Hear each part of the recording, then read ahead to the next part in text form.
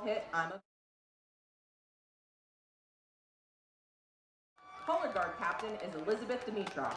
This year's staff includes Chris Steller, director, Luke Darrop, assistant director, Bernie Nestico, drum instructor, Joseph Rossi, assistant drum instructor, John Jacoby, assistant to the band director, Jennifer Melnick, color guard instructor, Linda Haas, assistant color guard instructor, Bernie Steller, Kelly Lucas, Erica Nestico, and Cameron Getty, music and marching instructors.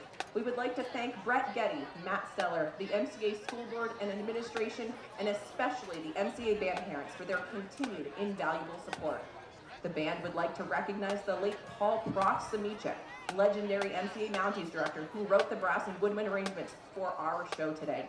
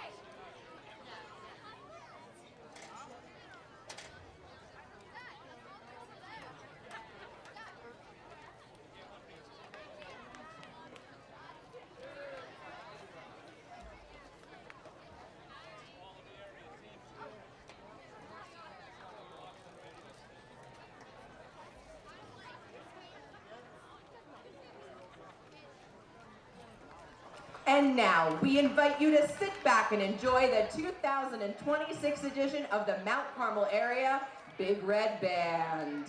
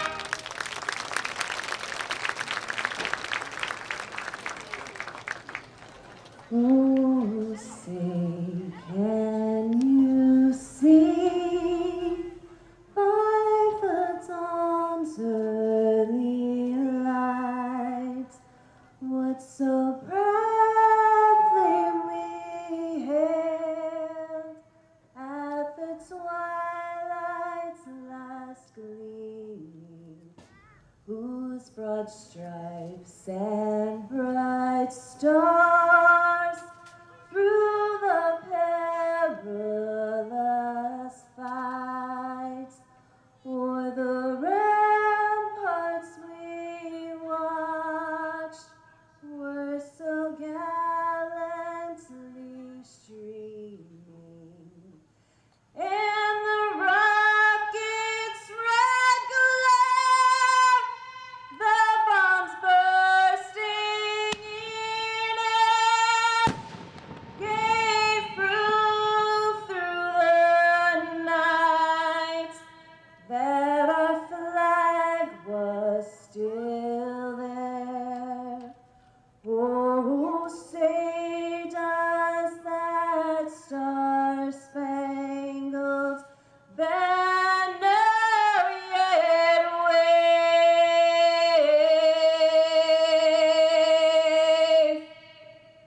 o'er the land of the free and the home of the brave.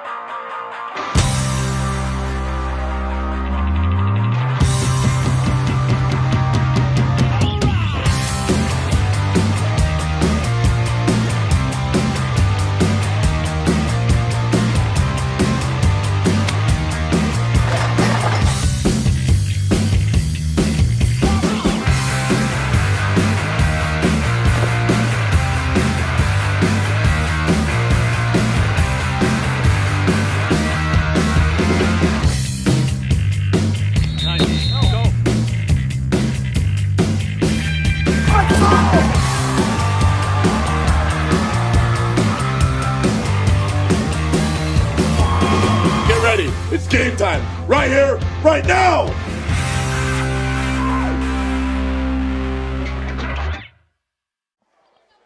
Hello and happy Friday to all of you out there, wherever you are and whenever you may be watching. Tonight's WKMC TV broadcast is a crossover matchup sponsored in memorial of Ken Krupa and Ernie Delbo, and features the Schuylkill Haven Hurricanes and your Mount Carmel area Red Tornadoes. My name is Jim Lesko. Alongside me is my brother Dan Lesko. Jose Gonzalo supports us from the sidelines, and together we're coming to you live from Jazz Diminick Field here at the historic Silver Bowl in Mount Carmel, Pennsylvania for the 2026 season opener.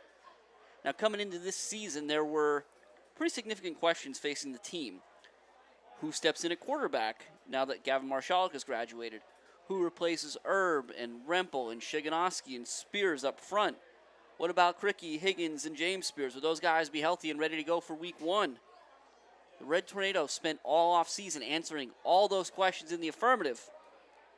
And then the football gods asked them one more question. Can you stop Colton Reber? Yeah, Jim, and then that is a question that a lot of teams have asked, and not many have found the answer for. And the Red Tornadoes hope they have the recipe this year. But Colton Reber, just to go back at what he did last year for those district championship qualifying Hurricanes last year, Reber, 197 carries for 2,875 yards and 38 touchdowns. Let me say that again. 2,875 yards and 38 touchdowns. And that was just on the ground. He also added in 14 catches for 364 yards and 7 touchdowns through the air as well. So to answer the question, is there an answer for Colton Reber? Yes. But the answer is try to keep him on the sideline. Yeah, and we'll see that again. We talked a little bit about some of the changes in the offense, and fortunately, for those of you that have followed Coach Dara's career here in Mount Carmel, the more things change, the more they stay the same. So we expect tonight to see do everything All-Stater Jalen Delaney at the quarterback position tonight, and Delaney has the distinction of being only the second player in Mount Carmel history to have 1,000 rushing and 1,000 receiving yards in his career. It's only him and Xavier Diaz. Yeah, yeah. So certainly phenomenal athlete in Jalen, and he's not the only one back there. You've got a healthy Cooper Karicki. You've got a healthy Mikey Higgins. You've got Clokus back, and not to mention Mad Max. Yes. Yeah, Max Karicki coming back this year for his senior year. His four-year starter, his senior year now coming into this season. Coming off of a huge year last year, led the team in tackles, 94 tackles, 13 for loss, but also added in a little help on the offensive side of the ball at tight end. Usually he's a big kid, usually used more as a blocking tight end, but got 5 balls thrown at him for 85 yards and 3 touchdowns last year as well.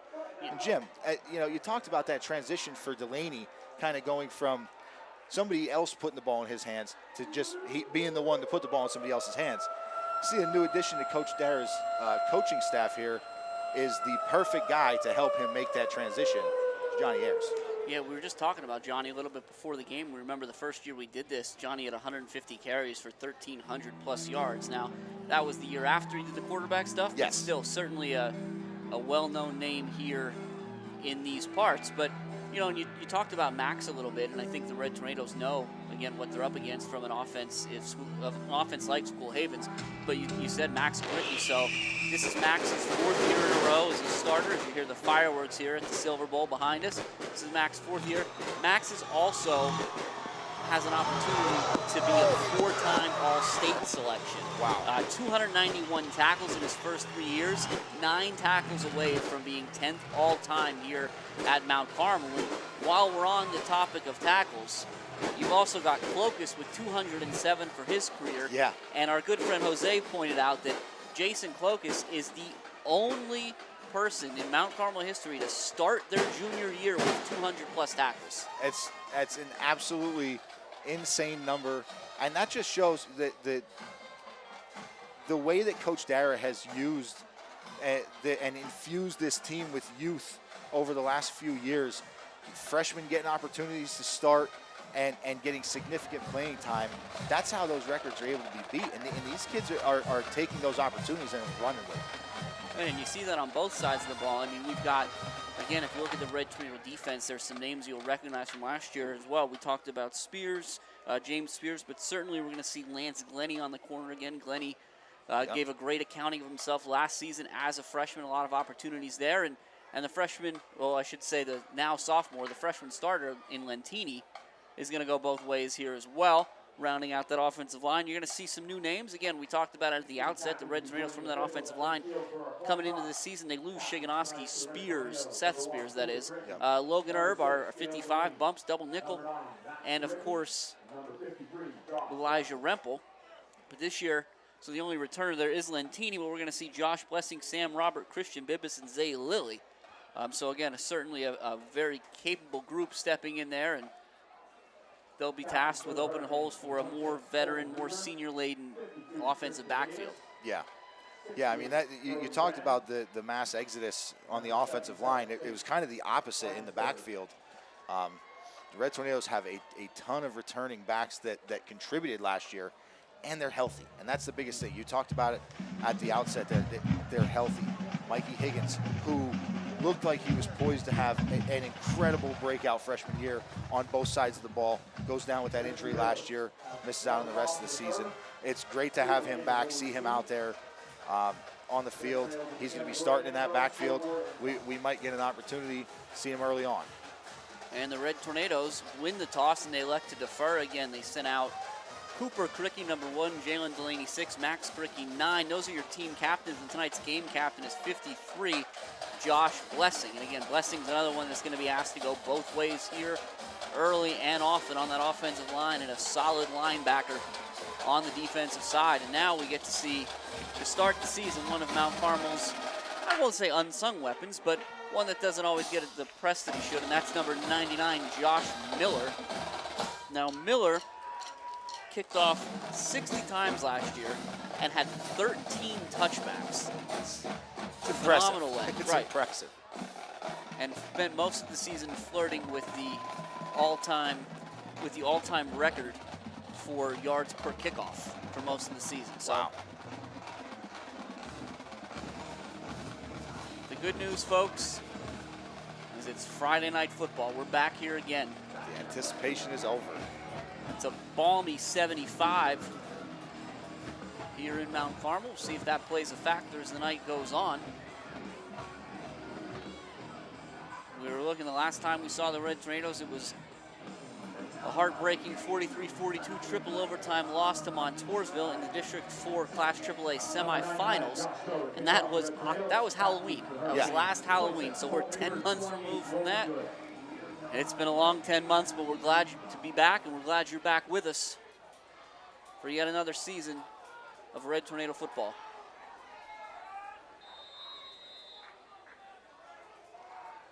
Miller's ready.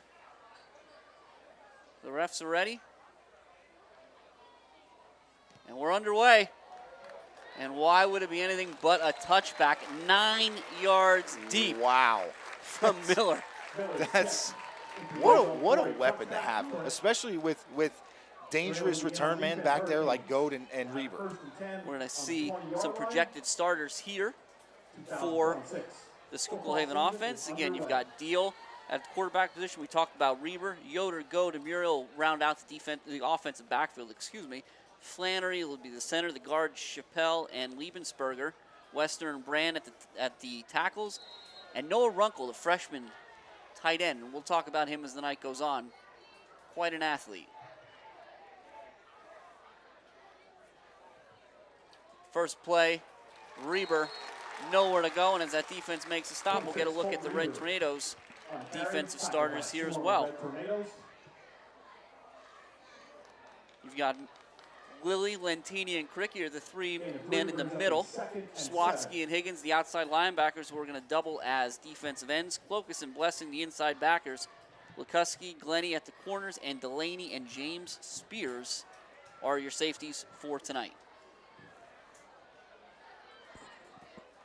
2nd and 9 on the 23.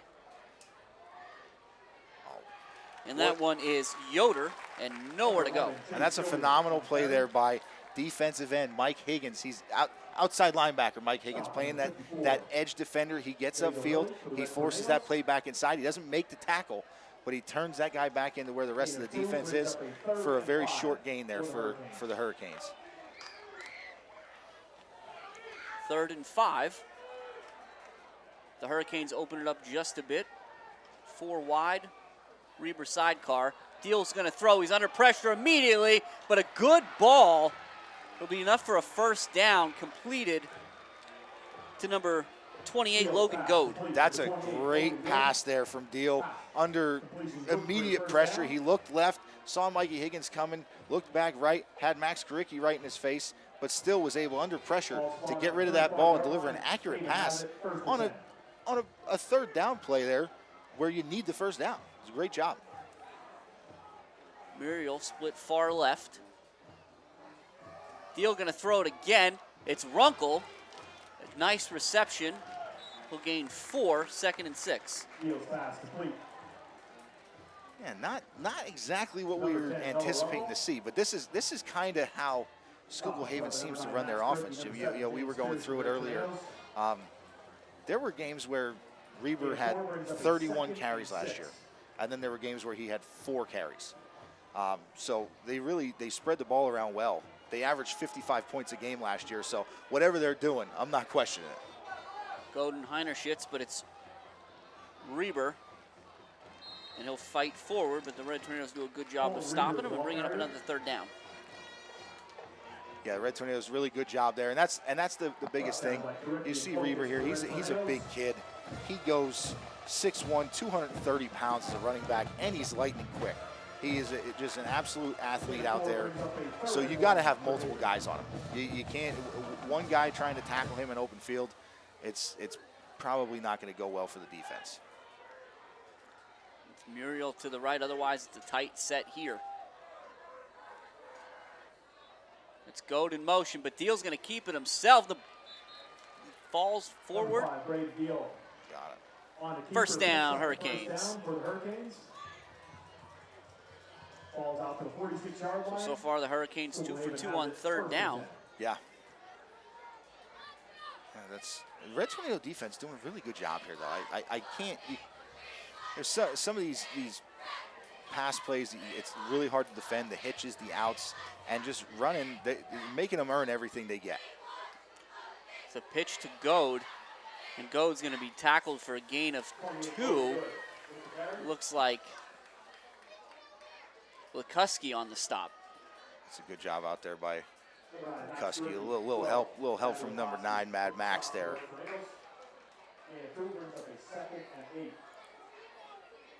And so, from everything we saw going into tonight, Dan, from a film study standpoint, yeah, it's interesting what we're seeing from the Hurricanes thus far. It is. It is. They're trying to spread this Red Tornado defense a little bit to kind of open things up for Reber. Deal's going to throw again, and it's batted at the line by Clokus. Incomplete. It's good coverage out there by the Red Tornadoes. Great job by Clokus coming on in the interior blitz there. Just does a good job, and that's what that's what you're taught. That's what you're supposed to do. If you're not going to get there, get your hands up, try to get something in the way, gets a piece of it, and forces. This is going to be the longest third down that the Canes have had here on this drive. Clock stopped, 8:09 remaining in the first quarter. 3rd and 8 from their own 48-yard line. 2 to the left, 1 to the right, a wing back, and Reber for Deal. He's going to throw. And he wants to go up top, and he's looking for Runkle, and he's got him, and Runkle's going to take it in for a touchdown. 52 yards, Deal to Runkle, and it's 6-0 Hurricanes early. Wow. I mean, that's a great ball from Deal there. He laid it out there. He let Runkle go and get it. But the concentration by Runkle, he's got hands in there. The coverage was good. The coverage was right there. But Runkle just does a great job kind of fighting through it, concentrating on the ball, reeling it in, and then having the wherewithal to stay inbounds and get into the end zone. It's a great job. Now, we said before that we would talk a little bit about Runkle at different times tonight. Runkle is a 6'2", 185-pound freshman. And I've heard stories from multiple people now, and I've seen one in print as well, that this young man is out here dunking the basketball. Wow. With 2 hands. Now, though we do have a penalty against the Hurricanes, an illegal substitution. And as we like to say, Dan, it's week 1. Yeah, yeah, you're gonna see this stuff. Especially special teams are always the hardest part. Always the hardest part. License plate LLD 0146. You are marked into a private handicap spot. We'll announce that again. Number 6, Grayson Fessler will kick for the Hurricanes. 5, Braden Deal to hold, the quarterback. Fessler 52 of 59 on extra points last season. It's a low snap. Deal's got a bow, but it's Jalen Delaney is going to make sure that it stays at 6.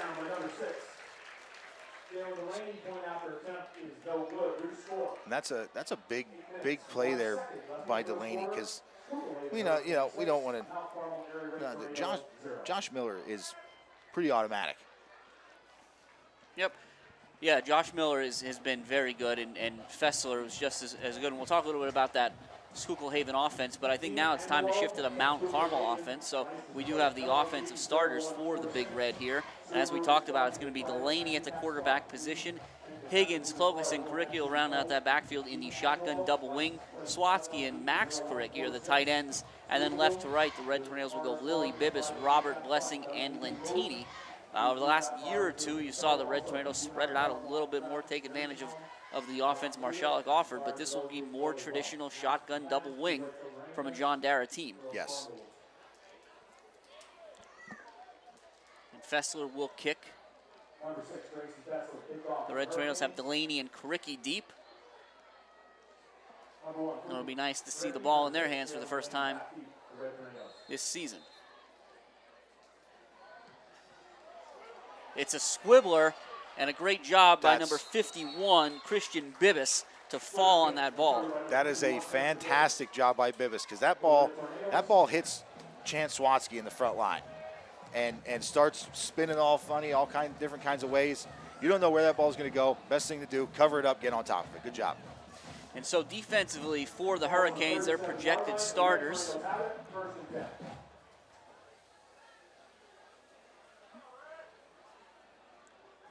All right. We were getting you right in that Red Tornado sideline. And now Delaney, and it's Higgins on the first handoff of the season. 5 yards out to the 41. And there is a Red Tornado down on the play. And I believe that's Bibbis. That is Bibbis. Well, we can take this opportunity here to take a look at the Schuylkill Haven defense and who they projected to start with us tonight.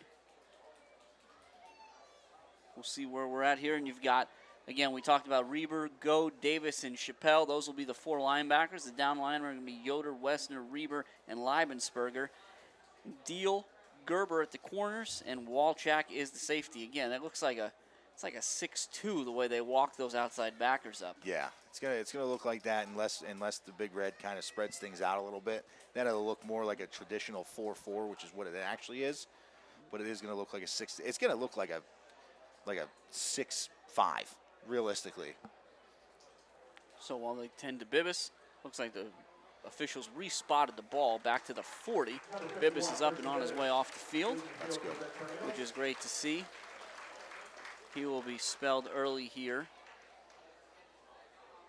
Let's see if we can get a number. It looks like number, is it 50? 50. It's 50 Tyson Toms. Yes.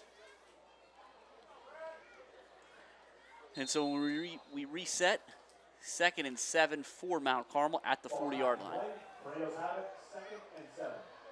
Cricky and Clokus in the wings to the right. That's Higgins, sidecar with Delaney. And this will be Delaney off the right side. He puts his foot in the ground, and this is what he offers. There he goes. This is what he offers. It took 2 plays for 6 to get 6. 60 yards.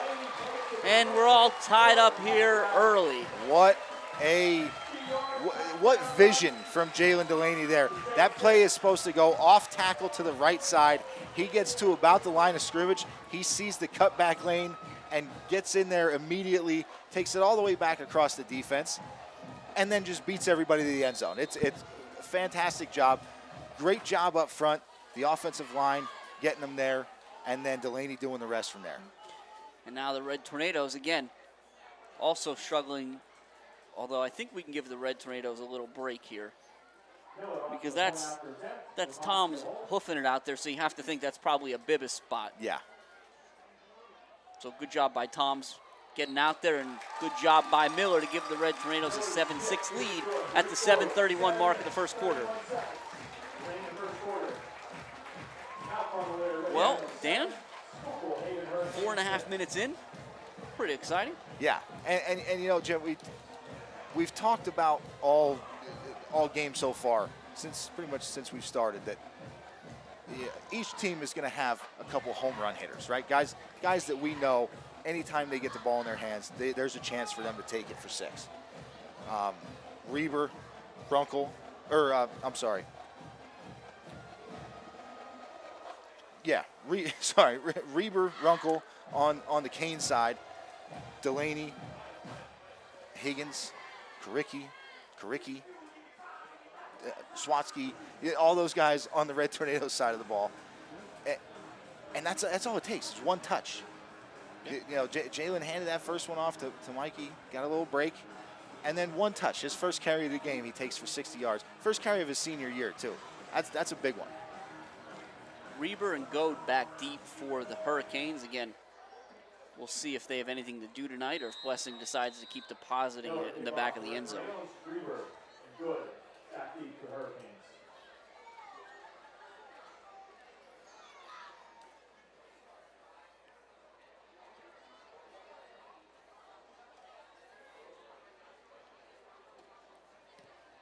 Miller's kick.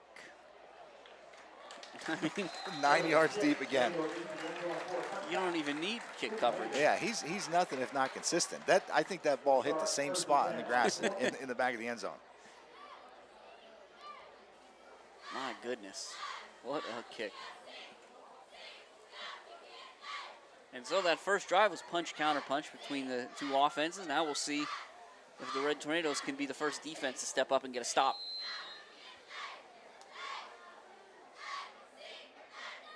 We'll still see, it looks like Kane's still not as spread out. It's like a trip sponge. They're going to bring Reber that way. But a great job by the Red Tornado defense slashing through there.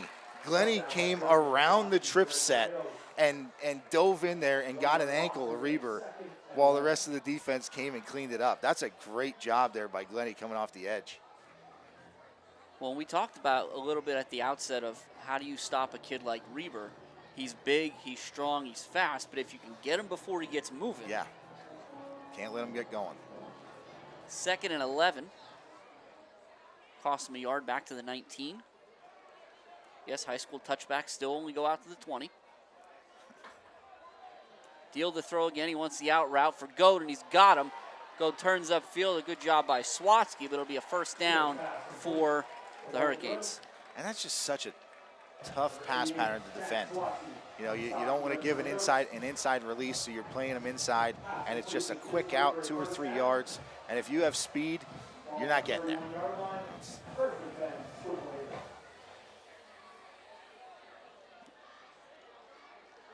The Hurricanes graduated their quarterback from last year, so this is the first start in the career of Deal.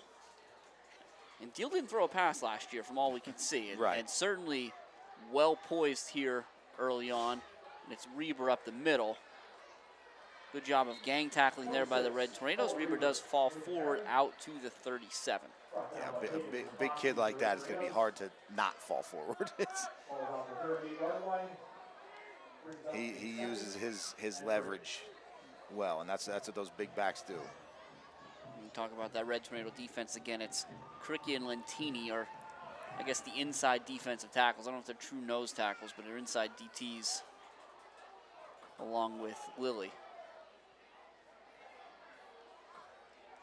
Now Goad on an inside handoff.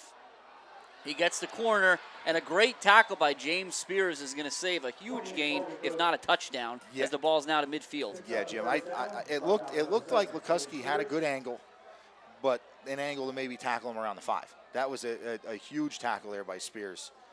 And, you know, we talked about the losing Spears last year, the injury, him being quarterback, but he was a phenomenal safety last year as a freshman, and we missed him greatly when he went out. It's good to have him back in the defensive backfield here. 5:08 and counting in the first quarter, 7-6 Mount Carmel. Ball's on the ground, and it's recovered, and that is all Lilly. That is Zay Lilly, made the entire play. He forced the fumble, he recovers the fumble. Mount Carmel football. What an absolute monster of a play by Zay Lilly there. Just shoved his blocker aside. Oh, he got a free run. He got a free run. That's such a great play. And then having the wherewithal to not celebrate hitting the quarterback, find the ball and get on it. Great job. Yeah, missed assignment there by the Hurricanes. And now the Hurricanes are not ready. This time it's Cooper Cricky off the left side. Nice tackle made by Wyatt Gerber, but it'll be close to a first down for the Red Tornadoes. That's a first carry here for Cooper here, also his senior year, and a good one as well. Good run for 7 yards. And we saw Cooper in that scrimmage. First touch he had in that scrimmage, he went 70 yards for a touchdown. So he is another guy that's just lightning in a bottle. Delaney again off the right side, and Delaney's got a chance. What a cutback. Wow. Gerber gets just enough. It was almost 2 touches and 2 scores for Delaney. He'll have to settle for a first down to the 12. Jim, the stiff arm was Josh Allen-esque. I love it. You get the replay, and again, it's Delaney off the right side, and he's going to get off me. Yes. We're going to get a timeout on the field. At the first break here in the action, the Red Tornadoes with a 1-point lead and a very promising drive off the forced fumble and recovery by Zay Lilly. And again, just what a phenomenal play. Zay Lilly was a rotational guy last year. This year, he's getting a start both sides of the ball, offense, defense. And first game of the season, he gets in there and makes a statement like that. That is a phenomenal play to make. And just sets the team up for success.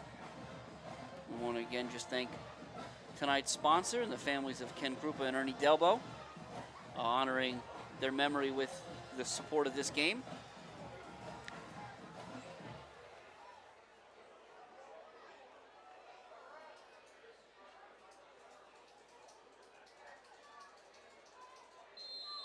So on the ref's whistle, we'll reset.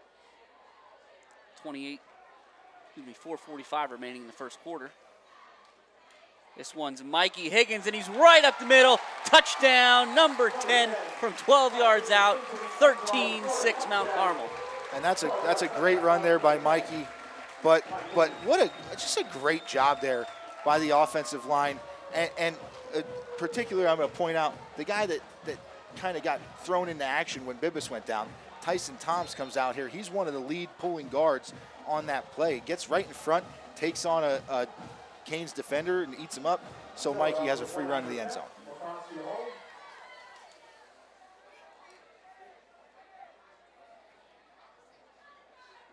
It's a good snap. It's a good hold. And Miller does what Miller does. 14-7 Red Tornadoes.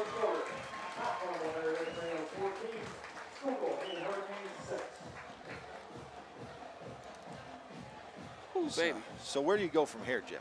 If you're Schuylkill Haven, I know it's a lot to. It's interesting to say this, 7 minutes and 20 seconds into the season, but you dance with who brung you. I think that's where we're at. I think it's you've seen the numbers from Reber. Yeah. You saw Reber had in different games last year 23, 27, 30, 31 carries. Yeah. He's certainly capable of handling a heavy workload. And again, I think you can tell the Red Tornadoes are very keen on him, as you would. Absolutely. Yeah. But it does. You had the nice out pattern to Goad. Yeah. You have obviously the go route to Runkle. To Runkle, yep. It definitely it's a good thing for Schuylkill Haven, not necessarily a good thing for Reber that he was so good last year, because defenses are going to be keying on him, but it opens up so many other options. So many other options.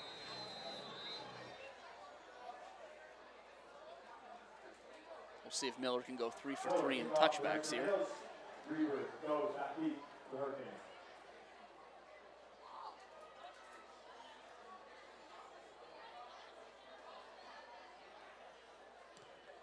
It's going to be returnable.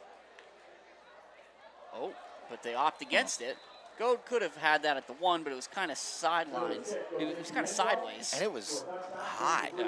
The reason that didn't go 9 yards deep in the end zone, because it was about 20 yards higher into the air than the other two have been. But just incredible. What a weapon to have. Imagine kicking it to the 1 yard line and we're like, kind of short. Yeah, right, yeah. That's exactly. how good Miller's been. That's true.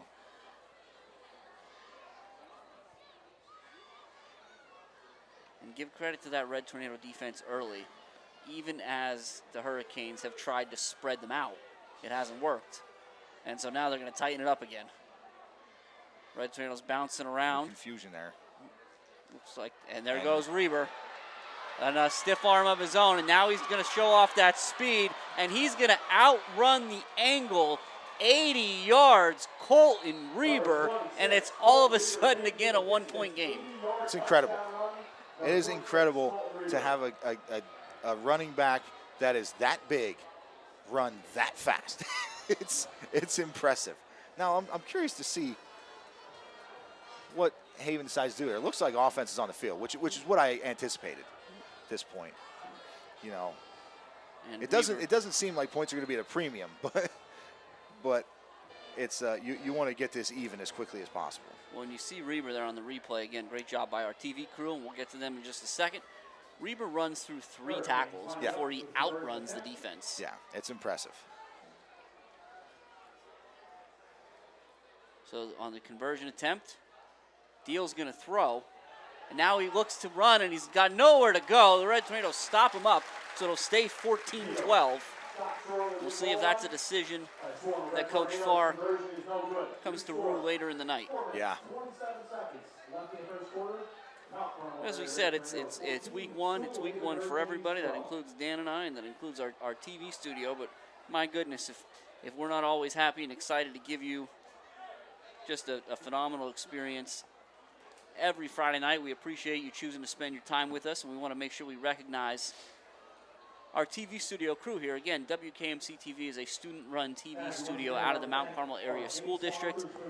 It is led by Mr. Steve Sakaitis and Mr. Gary Trefsker. And tonight, we've got Cole Kornaski on our main camera, Dexter Hine and Destiny Schnauer in our press box camera, Dominic Paracello, he's responsible for all the replays you see. Kia Resendez is handling coach's tape. Alyssa Trefsker's on photos. Alex Trefsker's the main camera. Isabella Jacook is on graphics. And our master controller tonight is Gavin Lubeski. So we say it all the time. Dan and I show up a little bit before kickoff, talk a little football, leave as soon as it's over. These kids are here early. They stay late.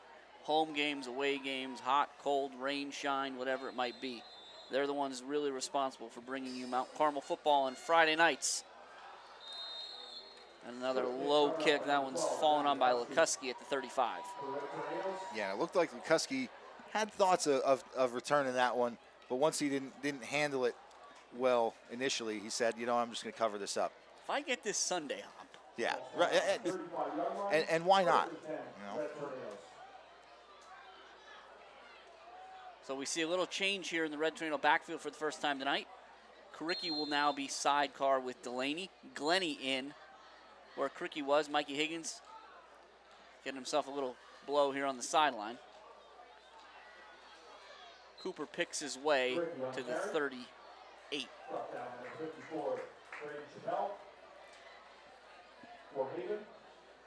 And I love seeing the offensive lineman blocking 8 yards, 9 yards downfield. Sam Robert down there, just sticking with his blockers, driving guys into the secondary. Love seeing that.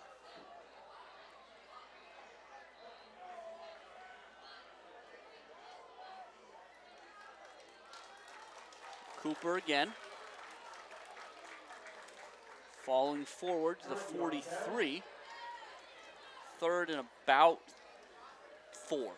And Jim, this is reminiscent of like the old school shotgun double wing that we first saw when Coach Dara got here, of just the 3-4 yards at a clip. Well, 1st and 10, 2nd and 6, 3rd and 3, first down. Stuff like that. We like that. You think this one goes to Clokus? I think it should. Low snap. Delaney's going to fall on it. And so we'll likely see Karicki punt here. It'll be 4th and quite a bit. Yeah. So we'll see the punt team for the first time tonight on either side. It'll be Max Karicki for the Red Tornadoes. Max averaged almost 40 yards, 39 and change per punt last season, along a 55. He's a left-footed punter, so that's always an interesting one, too. It comes off his foot a little bit differently. But Reber will be back deep for the Hurricanes. And you got to wonder if he's going away from him. And he is. That's great job by Shooter getting down there. He's going to let it rest and down it. Good hustle, number 13. So tough turn of events there on that drive for the Red Tornadoes with the snap, but a nice job by Max and a good job by Logan Shooter to have the Hurricanes inside their own 20.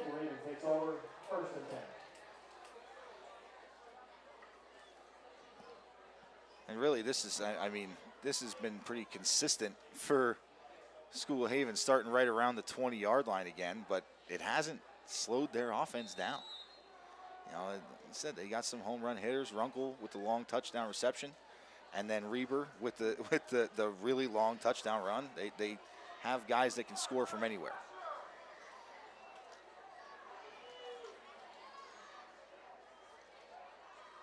Deal will keep this one himself, and he'll pick up a couple yards. And just real quick, because something's bugging me. I can't get over this feeling that I missed one of the students. So I'm going to run through these guys again really quickly. Yeah. So we've got Cole Kornaski on our main camera. Dexter and Destiny. Dexter Hine and Destiny Chanel are our press box camera. Kia Resendez is our coach's tape. Dominic Paracella is on replays. Alyssa Trefsker's photos. Alex Trefsker is our main camera. Isabella Jacook is on graphics. And Gavin Lubeski is our master controller. I don't know if I missed anyone the first time, but it felt like I did. And we could say their names 100 times and it still wouldn't be enough. That's how I feel about Colton Reber at this point, too, as he gets another Hurricane first down out across the 30. Yeah. He is just a man out there. That's what he is. He's a dude. Reminds you a little bit of those kids we dealt with from Mifflinburg last season, Martin and Murray. Yeah. Those were some big kids, too. Yeah, Martin was something special. Well, 1st and 10. Hurricanes, Deal wants to throw. Now he's going to move, being pursued by Higgins. He's going to take a shot from Jalen Delaney. Wow. I feel for Deal in that situation because that was a lesser. What are you going to do? Are you going to get caught from behind, or are you going to take one from Delaney? Right, because if you get tackled from behind here, you're going to get swallowed up by Higgins. You just got to take that one in the chest there from Jalen and write it off as a bad down. You know, that's a tough one. He did get 3 yards. I was going to say, give him credit for picking up 3. It looked like he wanted to go to his right quickly. Yeah, and it wasn't there.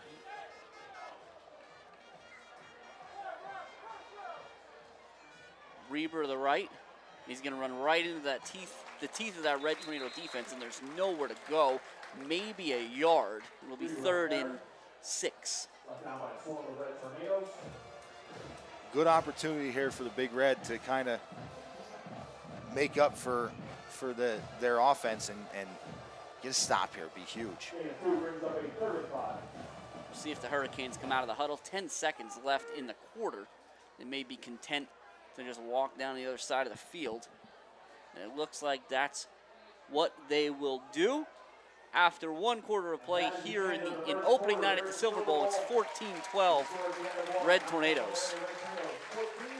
I want to take an opportunity here again to thank the families of Ken Krupa and Ernie Delbo, who sponsored tonight's game in memorial of those two gentlemen. We'd love to watch the Big Red and enjoy their Friday nights and all the things that are kind of a part of it here in our little community. And certainly always want to thank those folks that help us and support us through the season. And we always appreciate the support, but you can also, don't forget about the Mount Carmel Education Foundation either. So through the Mount Carmel Education Foundation, you can support the school district through your tax-deductible contribution to the Mount Carmel Area Education Foundation. Donations can be in honor or in memory of someone and designated to any worthy cause to help bridge the gap between available funding and the needs of MCA students and staff. You can check out www.mca.k12.pa.us or call 570-339-1500 for more information, and that is the Mount Carmel Education Foundation. They do a lot of cool things. There's a lot of cool people associated with that as well. So certainly, if you're so inclined, get on the website, make a phone call, get involved. So we got a little bit of everything in the first quarter, Dan. Yeah. Turnover, punts, touchdowns, and more touchdowns. Threw one, ran one. Yeah. We got Delaney, we got Reber. Yeah. Definitely seen a good mixture of everything. 3rd and 5. Ball on the 38-yard line of the Hurricanes. Deal to throw. He wants to swing it out to Reber, who's going to go down. Just lost his footing there. 4th down. And it looks like the Hurricanes are going to punt.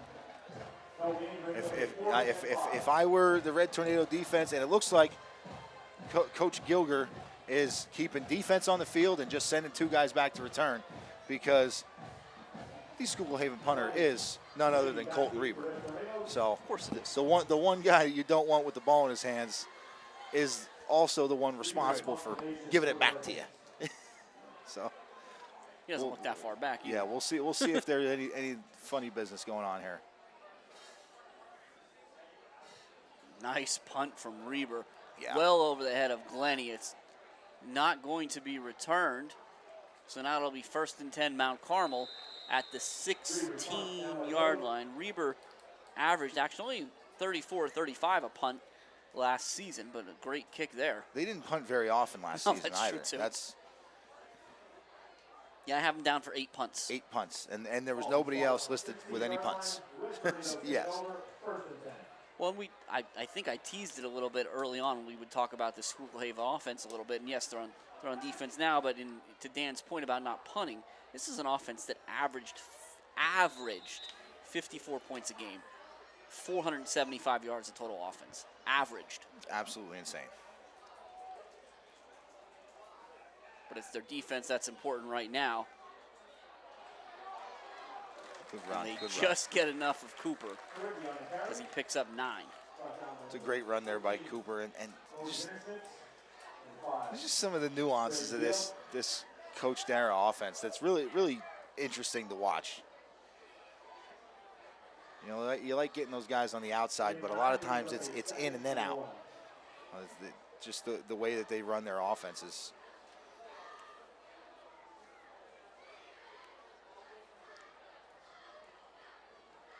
Second and 1, Delaney's going to throw, and he wants Cooper. Can he get there? Oh, my goodness. Just out of reach. Cooper had his man beat. He did. The ball just a hair too long. It's a good ball. It was a really good ball. It looked good. Looked really good. But I actually really like that play call here from Coach Dara, because that's 2nd and 1 with the offense that you have. Yep. That's when you take a shot play. There it is. For those of you keeping score at home, if you had the 10-minute and 25-second mark of the second quarter for the first time Dan said shot play, you're a big winner. First down, Delaney. You were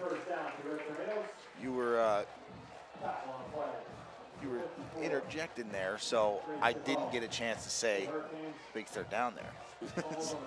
You'll hear that a lot this year too. Stay tuned.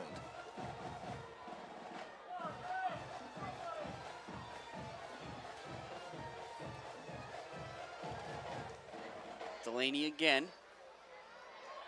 Looking for contact. My goodness. Good job by Gerber holding on there, but Delaney's going to drop the shoulder and pick up 8. And Jim, I feel like we mention this at some point every year when Jalen does something like that. Jalen Delaney's 5'10", 170 pounds. But when he runs between the tackles, he runs like he's 6 foot 230. He runs the same way Colton Reber does. He does. Sometimes looking for contact, trying to break tackles. The Red Tornadoes have long had a phenomenal strength program. Yeah. Delaney to throw again, and he's got Cooper again.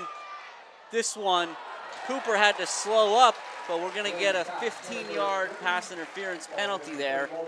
And that's one of those risks you run, and I don't know that it was the Schuylkill defenders not doing anything too egregious there, but the ball's a little bit underthrown. Cooper comes back to it. Yeah.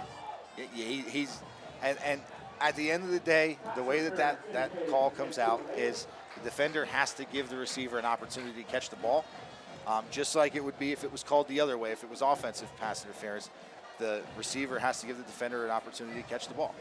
And trying to catch up when you're beat, you're not worried about where that ball is, and that's kind of what happens.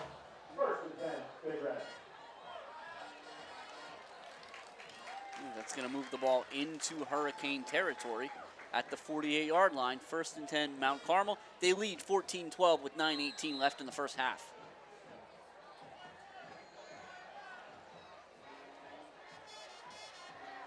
And there's the snap directly to Clokus.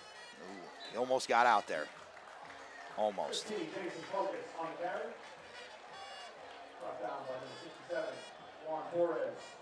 That's always such an interesting play too, because it's you just kind of you lose Clokus in the sea of red jerseys, yes. and in that wall of blockers, and then every once in a while he'll just leak out and run for a touchdown. Mikey Higgins is not leaking anywhere.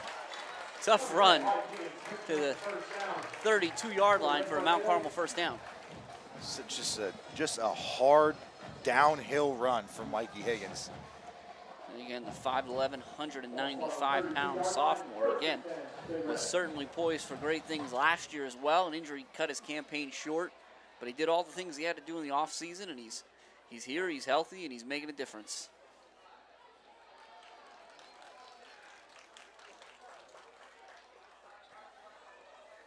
Cooper again, and now it's a sprint to the corner. Can Reber get there? Just barely. And Reber had to run over one of his own defenders actually to get there, to get the right angle. But that's impressive. Like, we talked about the field vision that these backs have. It's impressive to have that vision even on the defensive side of the ball, to know this is the angle I have to take. You're in my way. I got to move you. And you saw it there. Right? Yeah. Like, it's wild. Great run by Cooper again.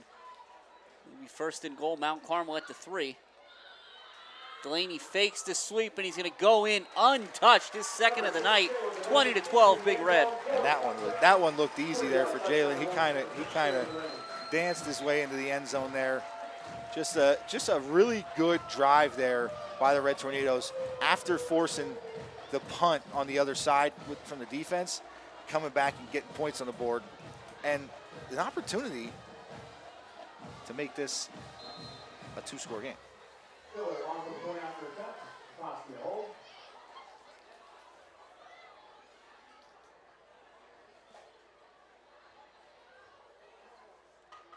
It's a low snap. Lukuski does a nice job of getting it up. Miller does the rest, 21-12. I'm pretty sure he kicked the laces on that one, Jim, but it didn't matter. That's a great job by Lukuski, handling that snap and getting that one down. And seriously, second quarter of the first game of the season, you don't think an extra point at this point is huge, but that extra point was the difference between that being a touchdown in a 2-point conversion game or a touchdown and another score game. So for those of you that have been with us the last few years, we often talk about the Red Tornado Legacy Brick Project here in the Boyers end of the Silver Bowl, where the Creature Bleachers used to be. And again, that is all proceeds for any of the bricks that you purchase and engrave go back towards the general upkeep of the Silver Bowl Stadium. The project includes the brick 6-foot by 6-foot water jet image of the Red Tornado logo in the center, and it's surrounded by both 4x8-inch bricks and the 12x12-inch blocks. The next order date is October 1st, 2026. So you've got about a month, but why would you wait? Get them in tonight. Get them in as fast as you can. Get those order forms in so we can get them in the ground before the snow flies here in just a few months. Again, you can go to www.mca.k12.pa.us. So that's the school district's website to find the order form for these bricks. And if that doesn't work, just call the school, 570-339-1500. Again, that's the Red Tornado Legacy Brick Projects, 4x8-inch bricks and 12x12-inch blocks. Be a part of the Silver Bowl in perpetuity. Miller touchbacks are in perpetuity. Yeah. 4 for 4. I think that's a meal you can get at Wendy's, but that's also what Josh Miller is on touchbacks. Your good friend Mr. Demansky over there on the PA also acknowledging young Mr. Miller. Now, and let's just talk about this because I do feel it's important to point this out. We covered at the beginning of the game just what Miller brings. Yeah. 60 kickoffs last season. Yeah. 13 touchbacks. That was quite a bit. Sure. It's not halftime of the first game yet, and he's got 4. He's a quarter of the way there already. Again, did I mention that strength program here at Mount Carmel? Deal's going to flip it out to Reber. They like that look before Reber slipped, and now he's got some space, and he's going to run through arm tackles across the field Can Glennie get the angle? What a tackle by Lance Glennie. You hate that it's 50 yards down the field, but a phenomenal effort by the sophomore. Yeah, and Glennie is down on that one. Timeout for an injured player. And as always, we do not speculate on injuries, but I will take a moment to tell you that it's mid-70s and humid here tonight. Yeah. I won't say anything more about that. But again, they like that little swing pass to Reber. He gets all the way down the sideline, and he sees Delaney coming and decides he's going to come across the field, and that's all Glennie needed. So I think realistically, if you're Reber, if you see a 6 or a 21, those are the only guys that you're really going to have to evade, because you could probably outrun most other guys, but Cooper and Jalen are probably the two guys that are going to run you down. But that's I saw number 2, Jackson Boblick, head into the defensive huddle there for the Red Tornadoes. So he's going to spell Glennie as he's getting off the field under his own power. I don't think we called it out when it happened before, but Bibbas has been back in there. He's got a little bit of a wrap on his right foot, on his right knee, but he has been back out on the field, which is great news. Yes, great news. So again, that Red Tornado defense right now, the 4 in the middle there. Oh, they're going a little smaller on the defensive line, subbing out Bibbas for Lentini. Yeah, Lentini for Bibbas. Right. Yeah. Otherwise, it'll stay Lilly and Kricky, Swatsky and Higgins at the ends. This time, Yoder takes it. The Red Tornadoes maybe had a shot to stop him for nothing. Yeah, Yoder got. But he picks up a couple. Yoder got stuck there by Karicki, but there was a host of them there. Higgins getting up off the pile, Lilly as well. You have our winner of Pluck-a-Duck tonight. Winner of our Pluck-a-Duck is So 5 minutes into the second quarter, it's been an interesting night so far. Very exciting. In the big plays happening on both sides. Difference being the Red Tornadoes got a big defensive play as well. The strip and recovery by Lilly. Deal wants to throw. He's looking for Yoder over his head. And that play happens because of Mikey Higgins and Alexander Lukuski. They're in there. They're getting hands in the face. They didn't apply too much pressure, but they got their hands up, which forced Deal to have to kind of sail that one high. So that's one way to stop that quick out pattern.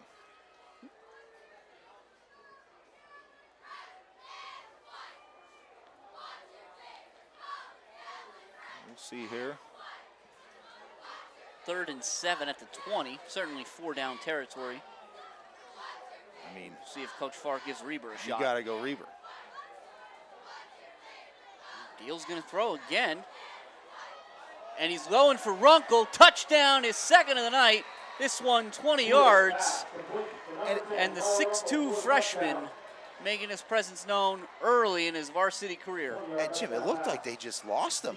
Yeah, he kind of maybe snuck out there. Yeah, we'll get another look here. Watch, you can't see Runkle here, but watch the route Yoder runs. Yoder runs almost like a little banana where he starts out and then he comes back in. Yeah. So Runkle must have just kind of snuck down there, and Yoder pulled 2 Red Tornado defenders. And so 21-18 Mount Carmel.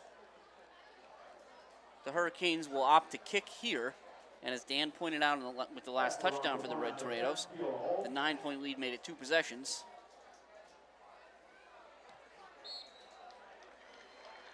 Fessler's kick is good. 21-19. Yeah, and again, I mean, there's been a lot of offense here. 40 points.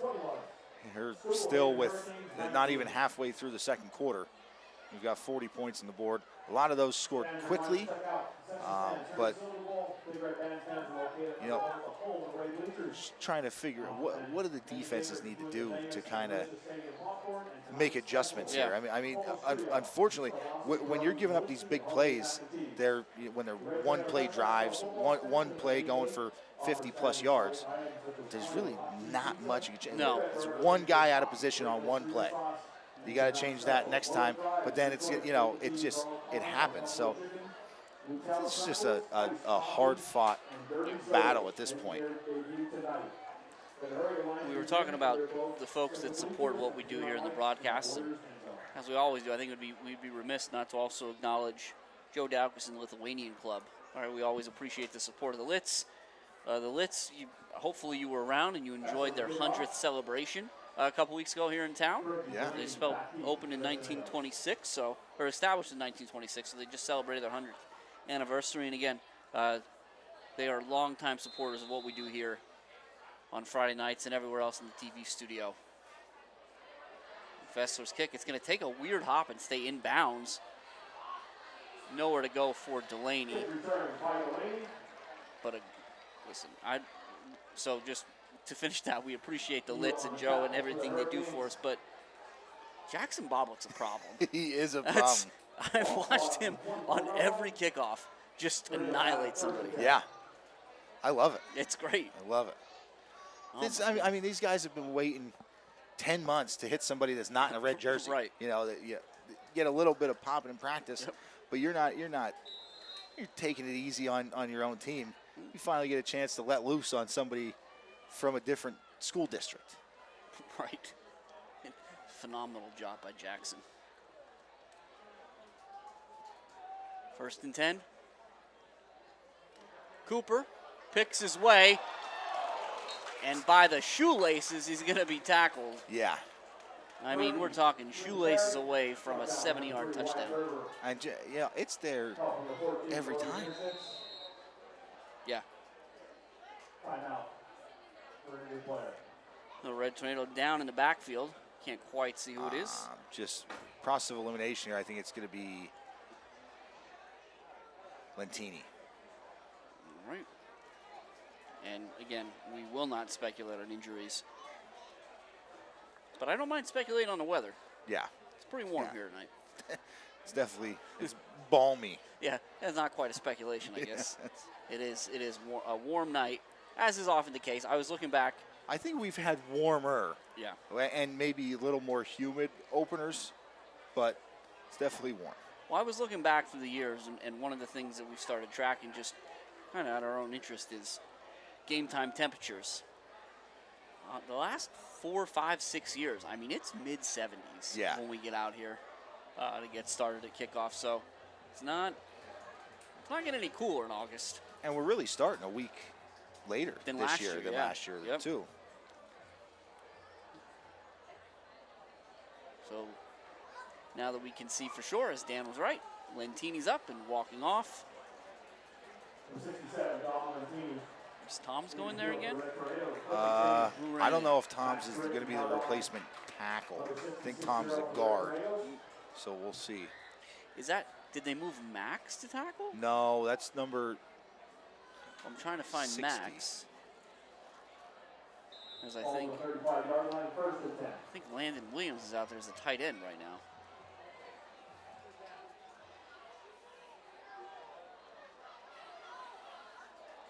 Cooper across the 40. Wrong tight end. Oh, I think Swatsky's in there. Okay. That's why there's two of us. No, it's not. It is Max. And it's Max wearing number 60. Okay. Yeah. That'll do it. Yes. So we did hear a little bit about this before the season started. But depending on some of the situation with the line, Max Cricky may wear a lineman number 60, if the situation called for it. And the situation seems to call for it. Jalen will get tripped up, but he'll have enough for the first down. It's a great play there. And, you appreciate a kid like Max. It's great to have a kid like that, 4-year starter. He's your seasoned vet. And you say, hey, we need you to bump down and play tackle. And I'm sure he said, whatever you need, Coach. Right. No, I'll do it. Well, and the funny thing is, once you point out that Max is wearing number 60, you go, oh, that's definitely Max. Yes. Once I saw him fully, I was like, that's Max. Nowhere to go for Mikey. Yeah, he gets tripped up there at the line of scrimmage. You know, we didn't talk much about this defense, but the Canes defense did a pretty decent job last year. Davis, number 52, he's one of those inside linebackers. He's been in on a good bit of tackles so far. He's coming back. He's got 87 tackles last year and 15 tackles for loss. Wow. Reber himself, an outside linebacker, 75 and 9 for loss. And then Liebensberger, 72 tackles, 8 for loss. Delaney around the end, out of bounds, just shy of the first down. And now, Dan, two things here, and I'll give you credit. I think this is going to wind up being third and about a yard. Big third down there. I think it's going to be a little more than that. Well, they're moving. One of the chains moved. It's going to be third and all right, maybe one, maybe two, whatever it is. But if you watch the way the Schuylkill Haven defense is creeping up, yeah, Delaney's got to go over the top here again. Yeah. And third and a foot's not a bad time to do it. No, it's definitely not, especially third and a foot inside Cane territory. Sure. Officials' timeout here is again I think there was a little confusion about whether or not it was a first down, so the chains were moving a little bit. So I just want to reset those quickly. Clock will stop. 4:29 in the first half. 21-19 Red Tornadoes. So look at that. Every Cane. First down, Mount Carmel. Yeah. And this is another one of those situations where, okay, you don't take the shot on third and short, and you convert the first down. Maybe now you take a shot. Yeah, I think we just see. I mean, Deal is the deepest man for this Hurricane defense, and he's at about 7 yards. Yeah, yeah. And we've talked about it before. Jalen is especially quick, but again, he's your quarterback, so that's one thing. But you get Cooper out there. Yeah. I don't know. There's not many guys that can run with him. I don't know if there's anybody in the district that can go step for step with Cooper on a football field. No, it's very unlikely. Now the Red Tornadoes going to use their first time out of the half. Second time out of the half. Red Tornadoes, 3:53 left until half. Again, 21-19 here at the Silver Bowl. And we see give a little shout out here to Coach Eric Schlegel out there, Coach Graham, equipment manager extraordinaire, helping Max switch back into his number 9. So that would lead me to believe that Lentini is going to check back in here. And I'm quickly scanning the sideline, and I don't see him. Yeah, so that's good news to have him back. Because that's just Max is just he's a big body to get out in a pass pattern when he is at that tight end spot. You know, they didn't throw the ball to him a ton, but when they do throw it to him, then you're just a little surprised about it. Well, yeah, I mean, you said they didn't throw it to him a ton. Last season, Max has what? 5 catches, 3 of them touchdowns. Yeah. And the biggest of the year by far was down in Shamokin. Yep.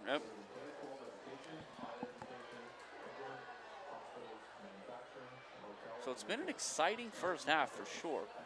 I think you've seen all sides of this Red Tornado team so far. Yeah. Seen the special teams in Miller's leg. Good punts by Kricky.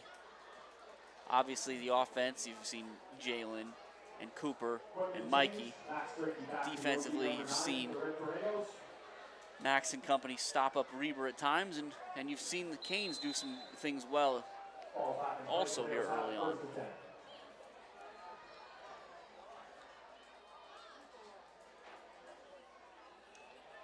Go, Mike. Higgins off the right side, but a nice job there by Runkle. Wow, just didn't let him go. Refused to let him go. Higgins did everything he could to try to step out of that tackle 3 or 4 times, trying to jump out of it before any other defenders got there. So great job by Runkle just hanging on. Because I think if Higgins slips that one, he's going to run for a little bit.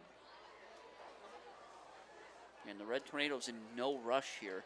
Remember, they deferred So they will get the ball to start the second half. First down, Delaney.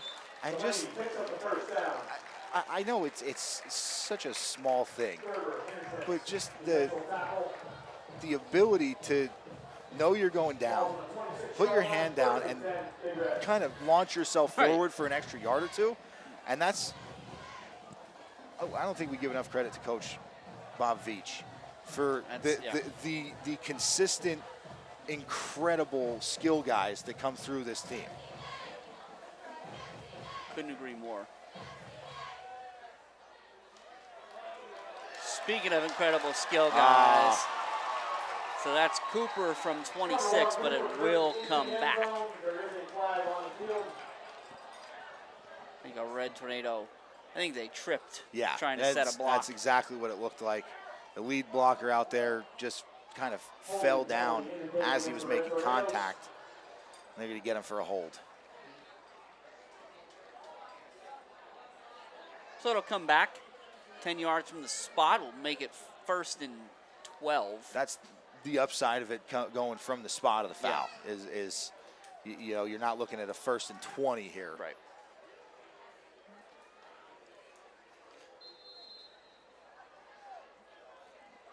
But if nothing else, if the Red Tornadoes are still able to turn this drive into points, they took some more time off the clock. Yeah.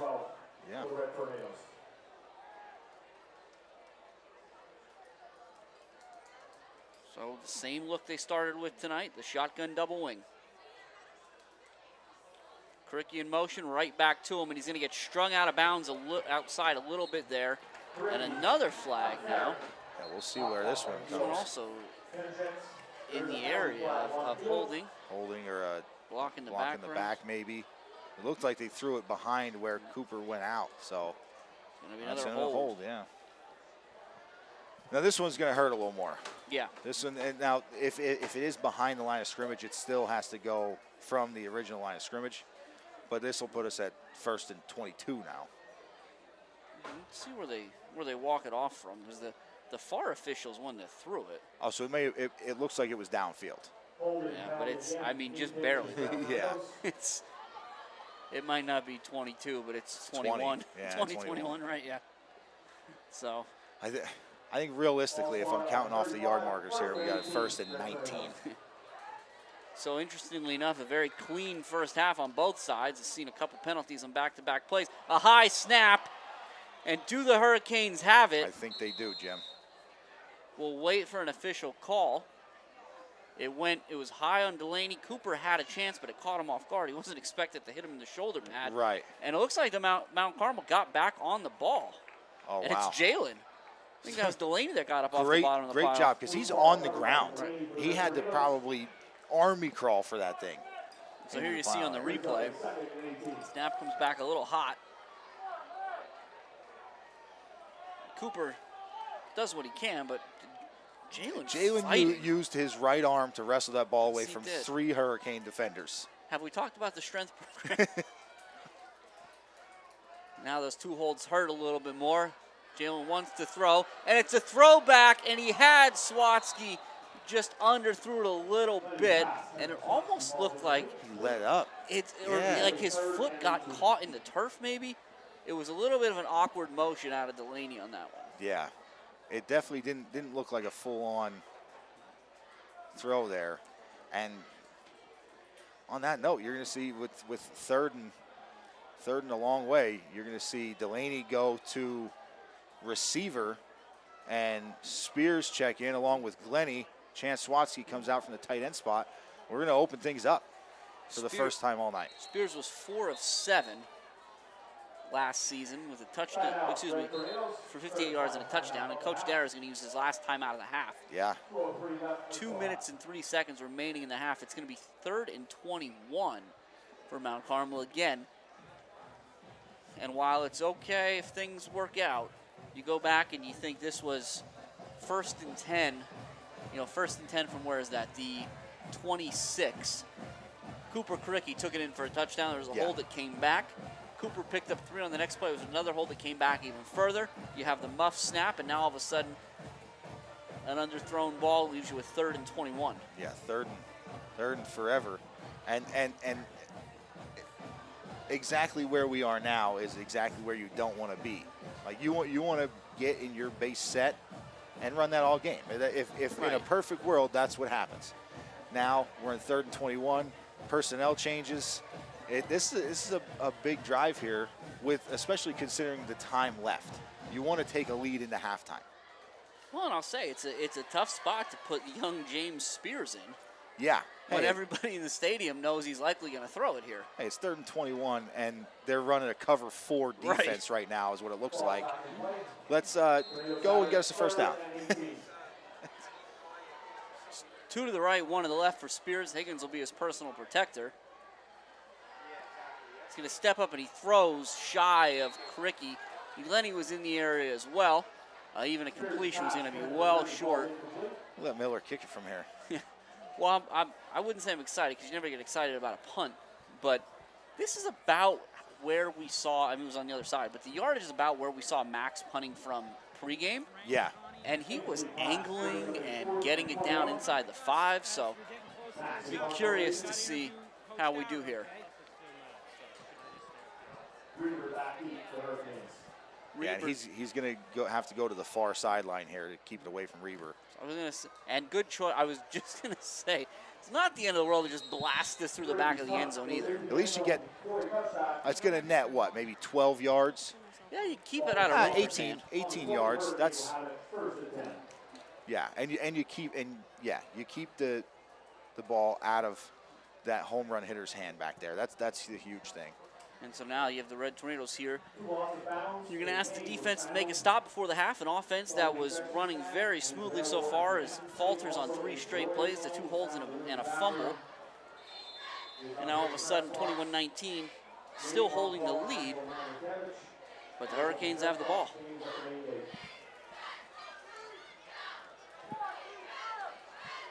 Deal and Reber in the backfield as they've been. And that wide receiver out there. Reber the left side, ridden down by Higgins out at the 27.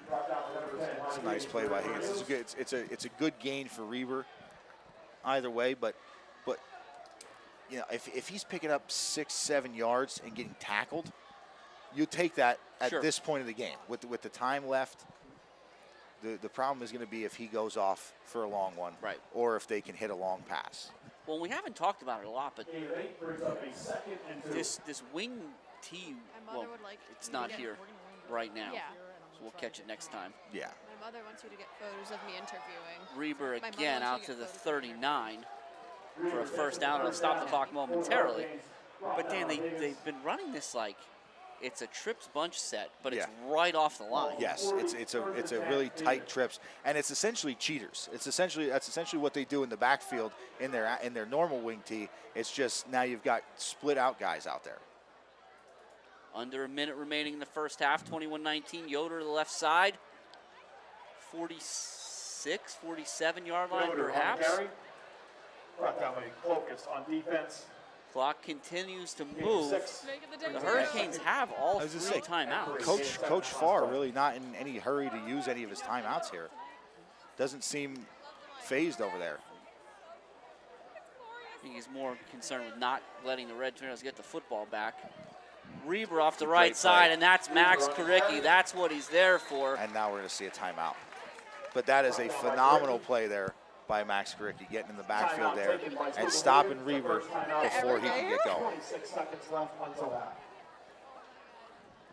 So 26 seconds in the first half, 21-19 Mount Carmel. The Hurricanes have the ball 3rd and 2 at their own 48-yard line. Here's the issue for the Red Tornadoes defense. If you say, okay, there's 26 seconds left, they're going to start throwing it now, right? Let's put a couple guys back in coverage. Then you give Reber, 15, 20 yards before anybody contacts him. If you keep doing what you're doing and staying tight and worrying about Reber, there's a chance you got that big freshman out on the edge, going to run by somebody and catch a touchdown pass. Incredible. So those are the 2 things you got to worry about at this point. And really, like one of those situations where I'm glad I'm not in the position to make that decision. Well, and I think you asked you have to ask the question too, with Deal, how far can he throw it? Yeah, yeah. Because again, you talk like Runkle. Runkle's 6'2", man. Yeah. He's a big kid. 3rd and 2. Deal off the left side. First down. Deal picks up the first down. Higgins again on the stop. And this is a situation. Deal's right back on the ball, getting the team on the ball. You get 2 plays in the huddle in that timeout. That's a good move here from Coach Farr. 15, 14. Deal to throw. Free runner, Mikey Higgins. Deal shook him off. He's going to throw it out there to nobody. Now there's a flag on the play, and I think it might be illegal man downfield. Okay. There was a lineman about the 30-yard line. That's, you know what, where that flag is thrown makes a lot of sense. And now with 7 seconds left, you see a huge change here on the Red Tornado defensive side. You're putting in kind of the nickel package, your defensive backs. That's what it's going to be. Illegal man downfield. Across the street.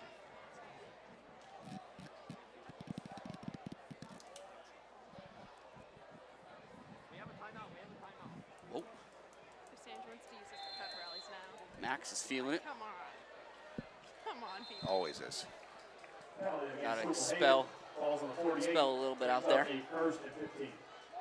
So now 7 seconds left. It's 1st and 15. Doesn't quite matter for the Hurricanes. 2 to the right, 1 to the left. Runkle's by himself to the left. We're going to get an official timeout here.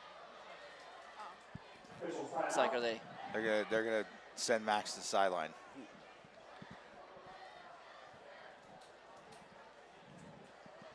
Warm night, Dan. Yeah, very warm night. So Lily will head in there. Only there was a nice microphone to pick up the audio. We'll have to get through this now. Again, 7 seconds, 21-19 Mount Carmel. The Red Tornadoes will get the ball to start the second half. The biggest things the Red Tornado defense needs to know right now is where's number 10, where's number 26.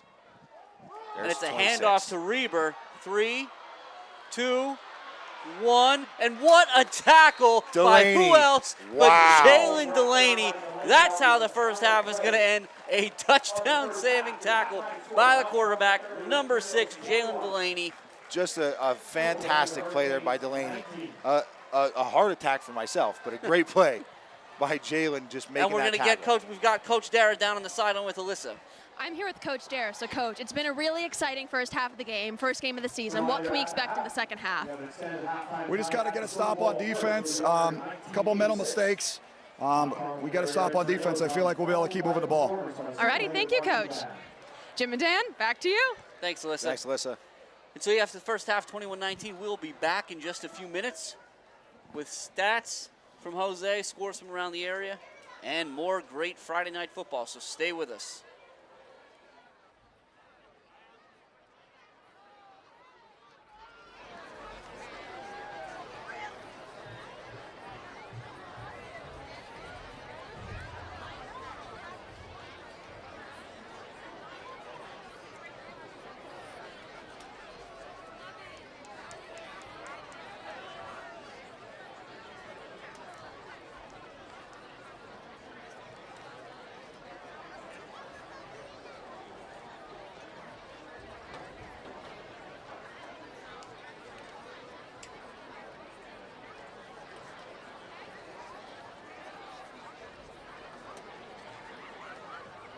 Ladies and gentlemen, if you could please direct your attention to the north end zone, scoreboard end zone. We're going to begin our halftime honoring ceremony.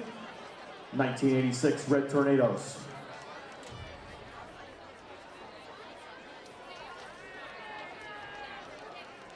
Ladies and gentlemen, tonight, the Mount Carmel Area School District, along with the Ed Romance chapter of the Pennsylvania Sports Hall of Fame, will recognize the Mount Carmel Area High School 1986 Red Tornado football team on its 40th anniversary. The Big Red rolled through their first games in 1986 against Tamaqua, Panther Valley, Pittston, and Shamokin, and were looking forward to their battle with George Curry and Berwick. Although the game was postponed not once, but twice, the Tornadoes shut out the Jake Kelchner-led Bulldogs by a 22-0 score. It was MCA's first win over Berwick since 1980. The next week saw the Tornadoes blow through Reading, setting up a rival game with North Schuylkill. This game was controversial throughout and saw MCA on the short end of a 13-9 final score. Games with Pottsville and Blue Mountain followed, put the Tornadoes back on the winning side. This set up a much-anticipated game with Gary Brown and the Williamsport Millionaires. Brown, a future Penn State star, proved to be too much for MCA, scoring 5 touchdowns, and Billtown won 42-14. Win over Shikellamy qualified the Tornadoes for the Eastern Conference wildcard spot and a trip to undefeated Big 11 Conference champion Valley View. Big Red dominated the game, shocked the Eastern Conference pundits, defeating the Cougars by a 21-14 score. This was MCA's first playoff win since 1973 over Dunmore in the Tornado in the Sky game at the Silver Bowl. The Eastern Conference Championship game was a rematch with Williamsport. Gary Brown had another milestone game with 4 scores, and the Millionaires did prevail 38-0. The 1986 Tornadoes finished the year with a 10-3 record, becoming the first MCA team to play 13 games and to win a wild card playoff game, a remarkable finish in the pre-state title era. The Tornadoes averaged 24 points per game while giving up only 13 points per game and established a new season record for quarterback sacks with 47. The team was coached by the legendary Joe Jazz Diminick and assisted by Joe Aaronsfield, Todd Connor, and Carmen D. Francesco. At this time, we're going to honor the team members and staff.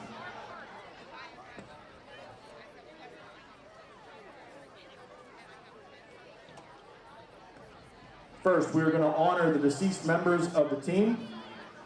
John Bosler, represented by Candy Hampton Bosler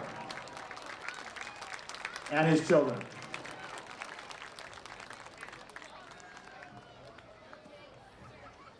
John Corder Taffner.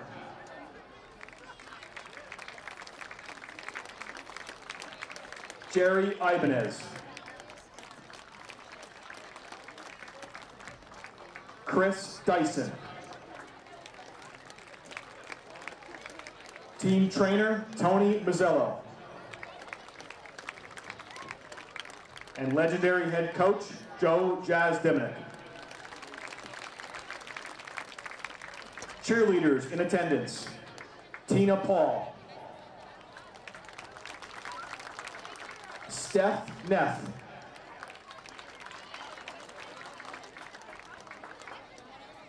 Lunan Chernesky.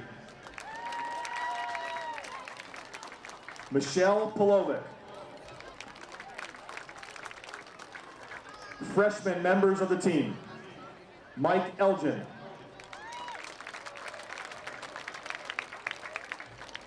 Tony Mazzatesta.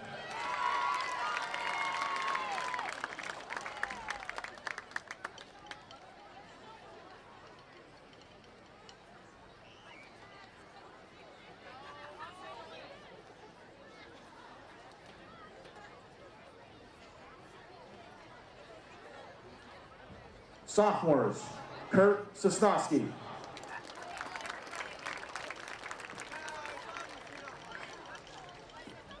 Juniors, Tom Bogovich. John Rumpolsky. Joe Sahonic. Senior members of the team, Joe Zarkowski, Sean Madden, Ben David Kaminsky,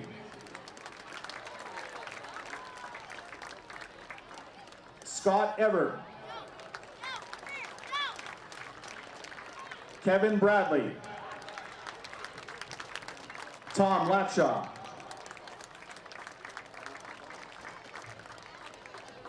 Larry Chaponis, Charles Lucas,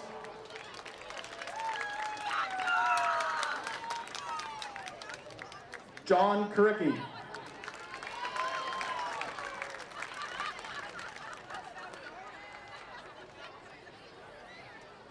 Team statistician and responsible for the team write-up, Jose Gonzalo.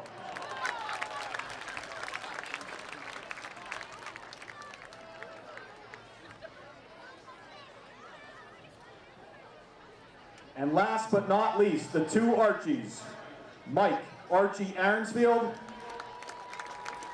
and assistant coach Joe Archie Aronsfield.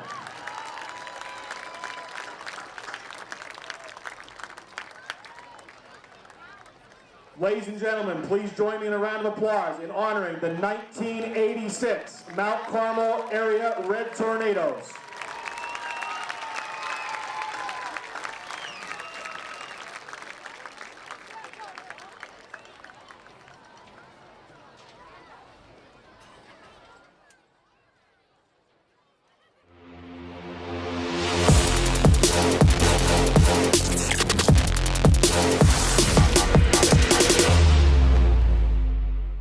All right, I'm here with the senior captains this year for the football team. So, Cooper, how's the offense looking this year? Give us a little rundown. You know, we're looking good. We got a lot of skilled players back. You know, we have a young line, but they're tough, they're physical, and we're just looking for a good year.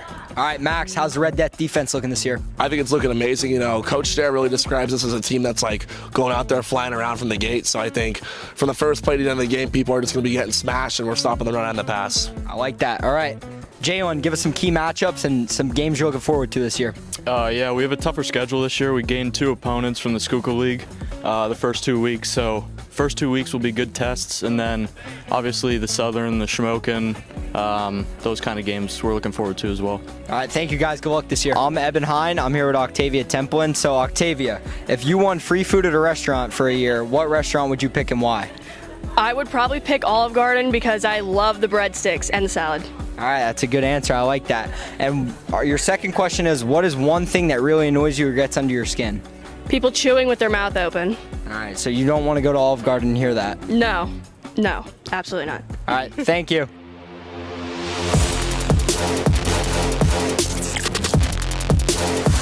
President Maya Jenkins, Vice President Chelsea Zagar, Secretary Adriana Grubel, Treasurer Cooper Marks, Librarians Maya Jenkins and Levi Schaefer, Historians Cooper Marks and Ethan Miller, Equipment Managers Dylan Benulis, Colton Alex, Owen Frank, Cooper Marks, Ethan Miller and Levi Schaefer, Field Captain Chelsea Zagar, Guard Captain Sadie Toparek. 2026 instructors include Band Director Ms. Caitlin Biggs, Assistant Band Director Kiara Semenko, Guard Instructor Lauren Dissinger, Volunteers Josh Semenko and Carter Dissinger.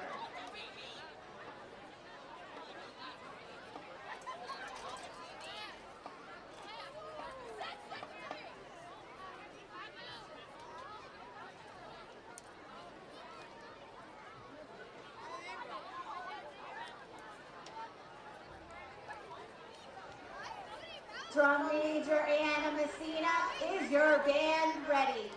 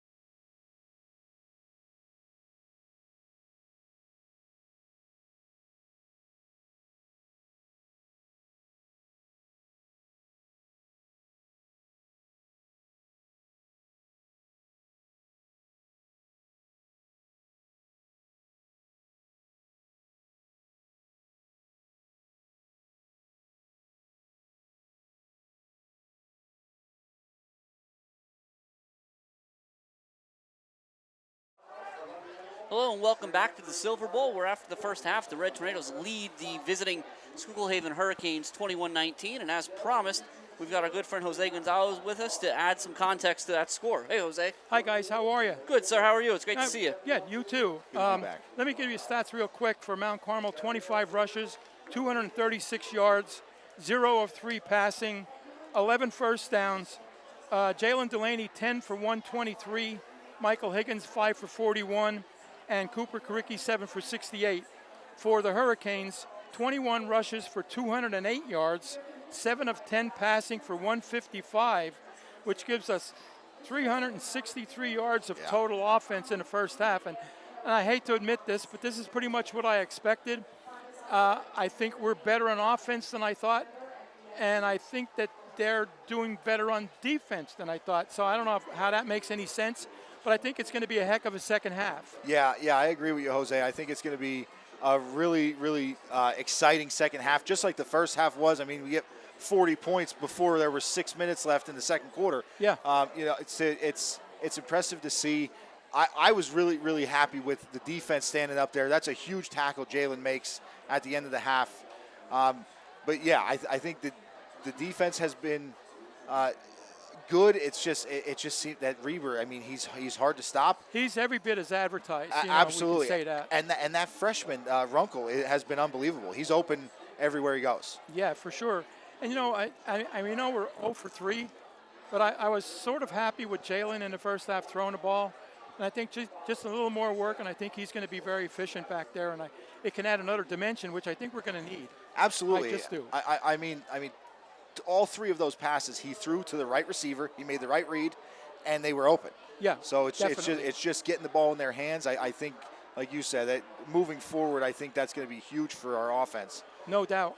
And a credit to Max. Max playing all over the place, changing jerseys, doing this and doing that, and injuries, and hopefully nothing serious, and we can get him back to where it belongs and continue forward in this second half. Yeah. I think we're in for a treat here for this second half for sure. Hey, what's better than Friday night football? Field looks great. The facilities look great. Everybody's happy. Great weather. So, hey, welcome to 2026. Thanks, Jose. We appreciate it. Thank you, guys. It's good to see you, buddy. Good luck. All right, yeah, there you have it. I mean, every bit as advertised as Reber, as Jose said very well, I thought. And this game, honestly, every bit as advertised. We talked about it at the outset. I don't think there was any concern about whether or not Delaney and company would look efficient. We knew there was a young offensive line for the Red Tornadoes, but we thought that they were going to be there. And, again, 236 yards in the first half, nothing to sneeze at. But what was the one question we talked about? Can you stop Reber? Right. And realistically, I mean, if you don't count in the rushing yards or the passing yards for Schuylkill Haven, we're pretty much even, 236 to 208 on the ground. But that 155 yards passing has been a huge difference maker as well. So, and they've thrown it kind of big and small, right? You have the big play, the 60-yard touchdown, the first one, to Reber, or to Runkle. You had the 20-yard or so, but it's also a couple of those quick outs. Yeah, right? The quick outs plus the one long one on the flare pass to Reber out of the backfield. Yeah, those definitely bump those numbers up, but it's a big increase in your offense. Yeah, and so again, Jose gave us those numbers, but again, just a quick reminder here. So the Hurricanes started the scoring. It was a 52-yard touchdown pass from Deal to Runkle, 6-0 early, and the Red Tornadoes answered a 60-yard run from Jalen Delaney on the very next possession, followed by the 12-yard plunge from Higgins, and it was 14-6 Mount Carmel at that point. Colton Reber then showed you what he was. He went for 80. Yeah. The two-point conversion was no good, so it stayed 14-12 Mount Carmel, just in time for a Delaney 3-yard plunge, 21-12. And the last scoring we saw in that first half was a Deal to Runkle again, a 20-yard pass. Runkle's open in the corner of the end zone, gets both feet down, and the PAT's good. As Dan pointed out with Jose, it looked like maybe Schuylkill Haven had a chance there at the end of the first half, but a great tackle by Delaney. And here we are. It's a 2-point game. Yeah, and you know, we talked about the disparity in the yardage and the passing game, 155 to 0, but the Red Tornadoes still have a 2-point lead at half. Yeah. So realistically, and they're getting the ball to start here with an opportunity to put 7 on the board and make it a 2-possession game again. So with all the things that may have gone wrong in the first half, you're still in a very good position here to start the second. Fessler will kick. Delaney and Cricky back deep. They haven't had an opportunity to return a kick yet. And I'm going to follow the ball, because that's my role here. But if you've got an opportunity, just follow Boblik. See what Boblik's up to. That one will get all the way back to Cricky at the 11. And he's going to take a shot. I think that's Chappell. Yeah. Gets him. Let's see where they mark it. It's going to be like right at the 25. And I did stay with Boblik on that one. I think somebody might have blocked the guy he was looking for, but he found work. He stayed busy and he found work. That's what I tell all the guys on the offensive line and the youth team. Stay busy, find work. If the guy you're supposed to block isn't there, find somebody to block. There's 10 other guys out there. Right. Shotgun double wing, Delaney and Higgins in the backfield. Karicki stopped up. Nice job there. Crash by Yoder. Yoder with a little help from Reber there. That looks like maybe an adjustment that the Hurricanes made at halftime, because that play was consistently going for 7 or more yards for Cooper all first half. And we want to take a moment to thank tonight's sponsor. Again, tonight's game is sponsored by the families of Ken Krupa and Ernie Delbo, sponsoring this game and supporting us in their memory. Higgins in motion. Delaney fakes the pitch. Nowhere to go. Does a nice job getting what he can. It's going to be 3rd down. And the Hurricanes are tightening things up in between the tackles here. So we'll see how that affects the Red Tornadoes offense and what kind of adjustments they make to kind of counterpunch and get this offense going.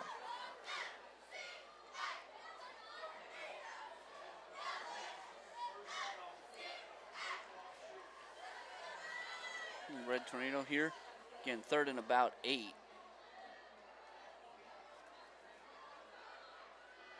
Higgins.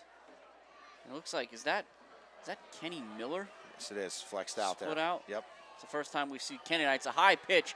Mike Higgins does a good job of getting down, of pulling it down, excuse me. It'll be 4th down, and early on, the Red Tornadoes are going to have a decision. And if you look, you see 51, Zay Lilly.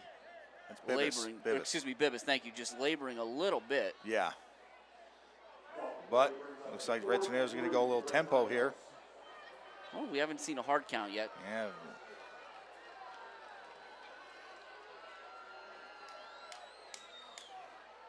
Good job by the Hurricanes. They've studied their film. The Red Tornadoes have used the hard count to their advantage quite a bit over the last few years.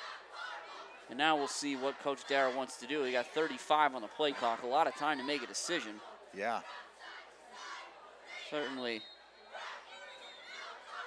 We're going to get an official timeout here, actually.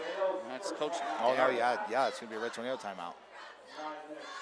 And the punt team. And that's interesting. I think that's an interesting decision there. Not to punt. I get that part. You've got a 2-point lead. You're deep in your own territory. 4th and a long 2. By all means, punt. Yeah. You're 2 minutes and 12 seconds into the second half, and we're going to take that timeout here early. Like I said, there was like 37 seconds on the play clock, so I'm not sure if they just... Well, the play clocks didn't start initially, and I think that was the issue. I think they were going the time on the field at that point. I'm not sure if we didn't want to wait or if weren't interested in giving up the 5 yards there, but in any event, they're going to give back the timeout, and Cricky will punt to Reber. Runkle got a good run, does a good job staying off Cricky, but what boomer. a kick. Get there, shooter. And Shooter very wisely slides Great around job. it, gives it a couple extra yards, and that's what you need out of your gunner.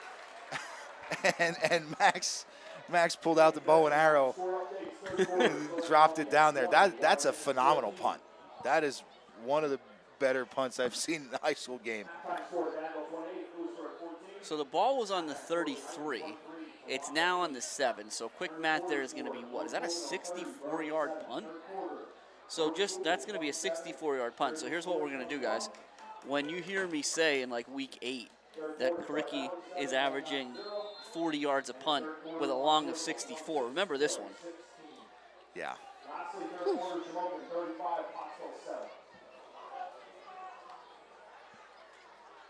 So now they trail by 2, but they do have the football. So we'll see what the Hurricanes do. It's Reber out to the 10. Yeah, and it doesn't matter how many red jerseys are on him. He's still falling forward for 2 or 3 yards every time. It's just a big kid back there running the ball. Man, oh man, this is some hard-nosed football.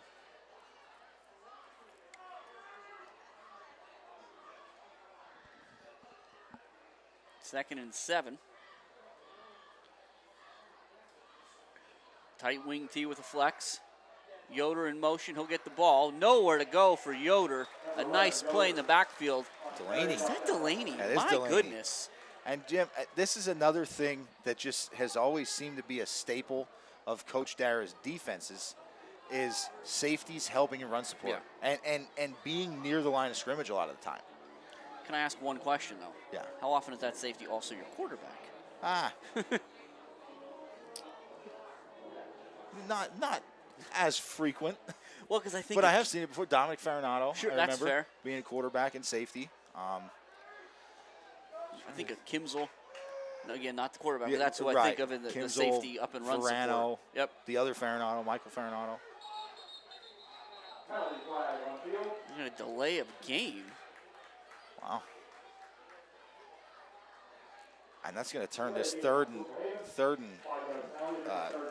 medium into a 3rd and long here. Maybe 3rd and 13. And it should be a full 5 because they're at the 10. Yeah, yes it is.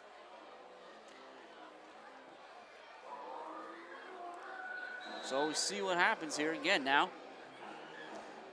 The problem, again, for the Red Tornadoes is, what do you watch for here? Are they going to throw it? Probably not this deep in their own territory. They're going to hand it to Reber. But they're going to spread you out, and they're going to hand it to Reber. I think I like my guys in the defensive backfield, and I'm keying on Reber just what a that. play. Beautiful. Is that penetration. Lentini? That's Lentini and Carricky in there. Max gave you a little step there. First 2 guys on scene there. But Lentini was the first one I saw pop him. He gets through from the nose right away. Boom. Oof. And that was, Max actually came from the backside and got in there. Just a slow developing play. We got to send some pressure here. Well, I'm going to trust you on this more, Dan, but that just looks like 2 guys reading their cues. 100%. 100%. Lentini sees the 2 guys blocked down, and he gets a free run. You got a whistle. No. Are they saying the Red Tornadoes took a timeout? Timeout. Taken by Carmel area for the second timeout of the half. 7:11 left in the 3rd quarter. Just a reminder, 4th and 14 at the 3.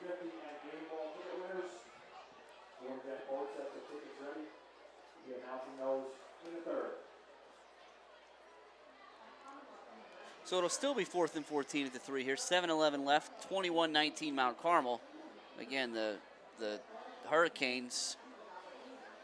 I mean, if they opt to do anything funny here on purpose, it'll be astonishing. Yeah, they're definitely in a precarious position right now, and if I'm the Red Tornadoes, I'm sending some pressure. I think you have to. Yeah, right? You got to go get this one.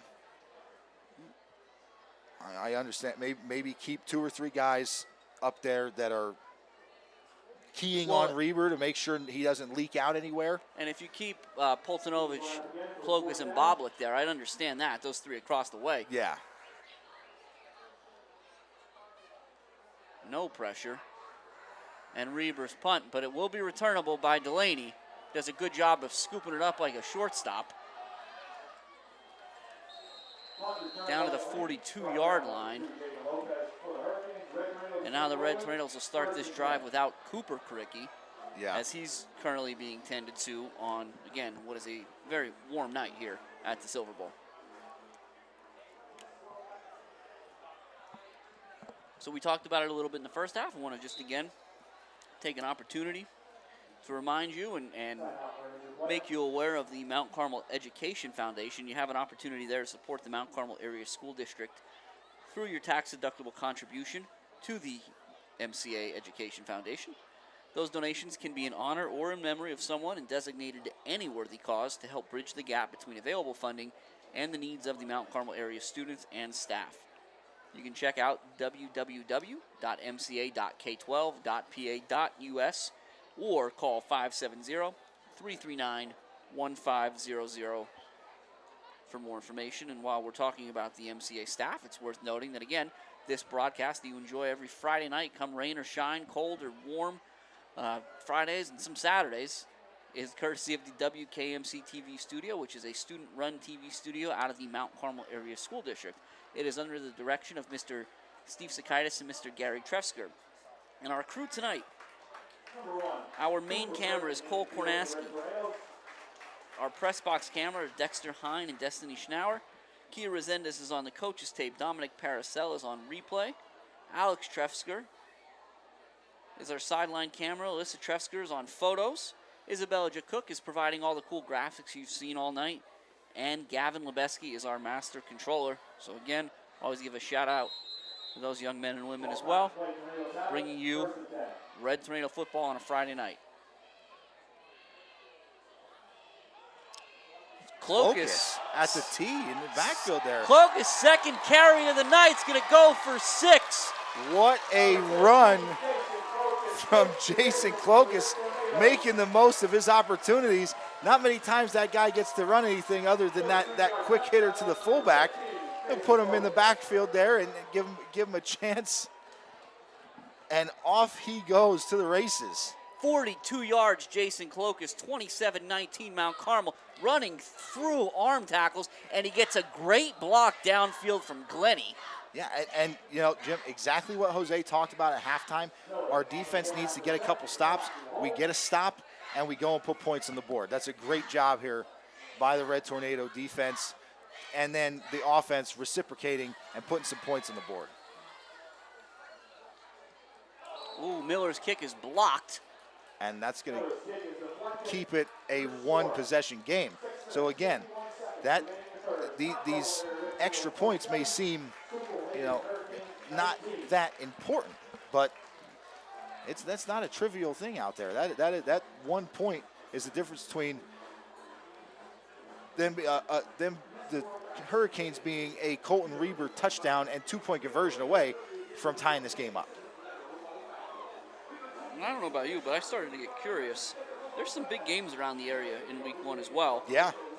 Next week, the Red Tornadoes travel to Pottsville to take on the Crimson Tide and Coach Mike Brennan. Yep. They had Shamokin tonight to open the season. Shamokin leads 35-7 in the third quarter. So, Shamokin picking up where they left off last year. Continue to do what they do, it seems.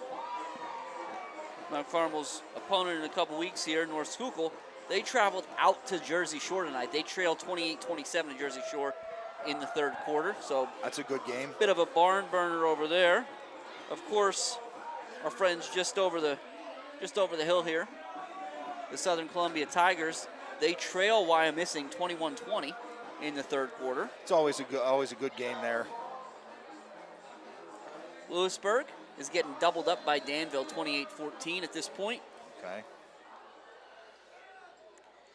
And then the folks that sent the Red Tornadoes home last season, the Montoursville Warriors, they lead the Troy Trojans 26-19. That's a tough one to start too. A little bit of a road trip. Troy, I mean, 2 years removed from a state championship victory. We're going to get a return from Reber here for the first time. And you're going to get a good return down the sideline. A good job by the Red Tornadoes eventually running him out of bounds. But again, when you see a return like that, Dan, it's the reminder of why we appreciate when Miller puts it in the back of the end zone so much. Absolutely. Miller now 4 of 5 on touchbacks. And all it was a beautiful end-over-end high kick to the 2. Right, yes, yes. And now once again trailing by 8. It'll be on the Schuylkill Haven Hurricanes to respond. Coach Farr on the sideline, his 22nd year at the helm of the Hurricanes. My goodness. He was coaching there when I played against them. When we used to scrimmage Schuylkill Haven. We didn't play them in the regular season. We always used to scrimmage them preseason, and he was the head coach over there back 15 years ago. Goad in motion. Deal's going to keep it himself. He'll get a couple. That's one of those tough ones, Dan, where it looks like Deal got up there before any of his blockers did. Yeah.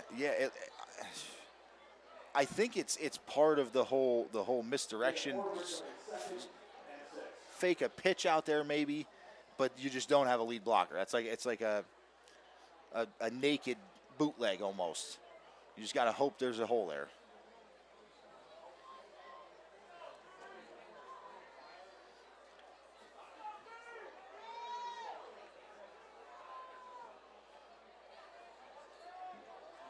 Second and 7. Deal out to Yoder. Yoder will sneak out of bounds after he picks up the first down.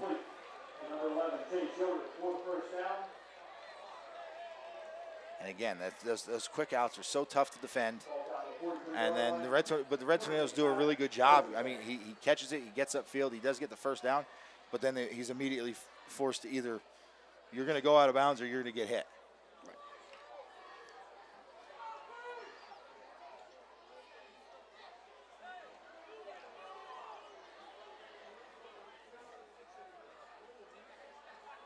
Deal rolls to his left, under pressure from Cloak as he avoids him. Takes off. Blessing does a good job. Flung down by Blessing, but Deal will pick up a couple yards.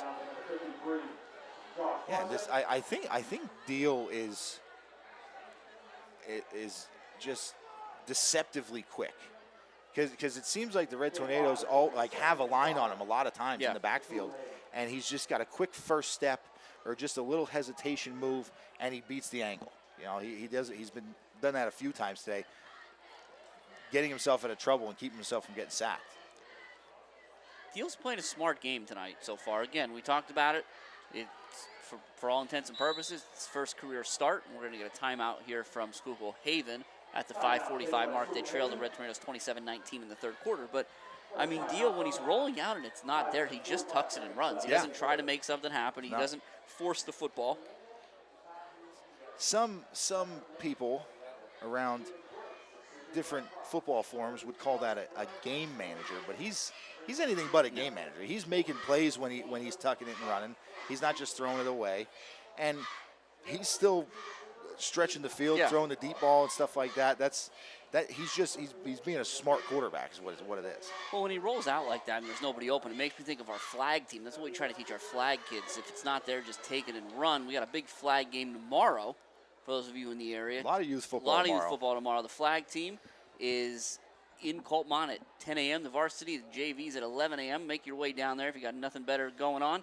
And then I believe the other youth football teams are playing in the late afternoon and evening down at Shamokin, right? Yes. So like 4, 5, and 6 or yes, at Shamokin for the cold bucket. Start with the BJV, then the AJV, then B varsity and A varsity. Go. So a whole weekend full of football here in the Mount Carmel area. Goad in motion. Reber up the middle. Through arm tackles. 6 for 26, and it's 27-25 Reber as he takes it in from 39 yards out. And Coach Farr, no hesitation. The 2, holding up the 2. Offense on the field. And, you know, last time they went with Deal, and they got stopped.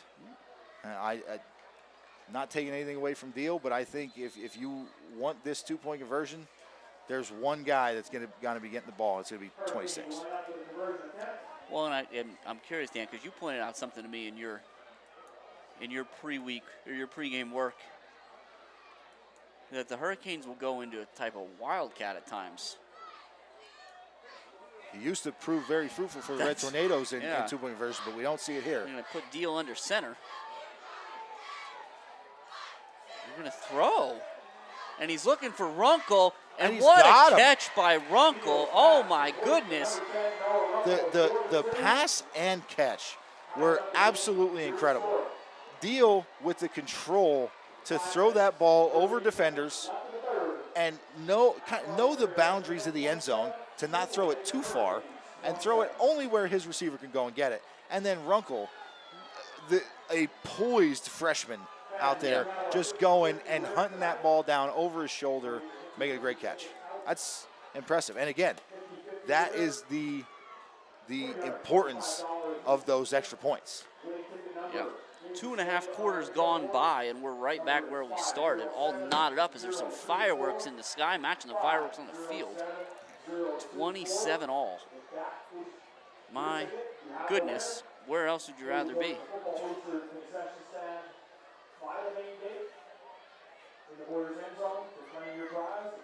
That Runkle stuff, man, that kid is one we'll watch for. He's impressive. For the next few years. I saw in the Pottsville Republican, in their preseason coverage of the Hurricanes, Coach Farr mentioned something about Runkle and the two-handed windmill dunk in 8th grade, and that he also just came off a summer where he played with Team Durant.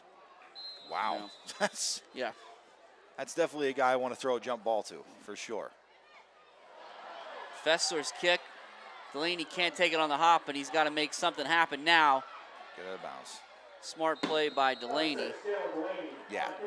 Got everything he could, got out across the 20, maybe the 20, looks going to be right at the 25. Yeah. We'll see the Red Tornado offense heading out here on the field. And still absent Mike Higgins. We haven't seen him in the backfield since early in the second quarter, I think was the last time we saw him out there. Kenny Miller's been out there a lot more as well, one of the tight ends. Yeah, and they've got Landon Williams is one of the tight ends as well. At the other tight end. So where's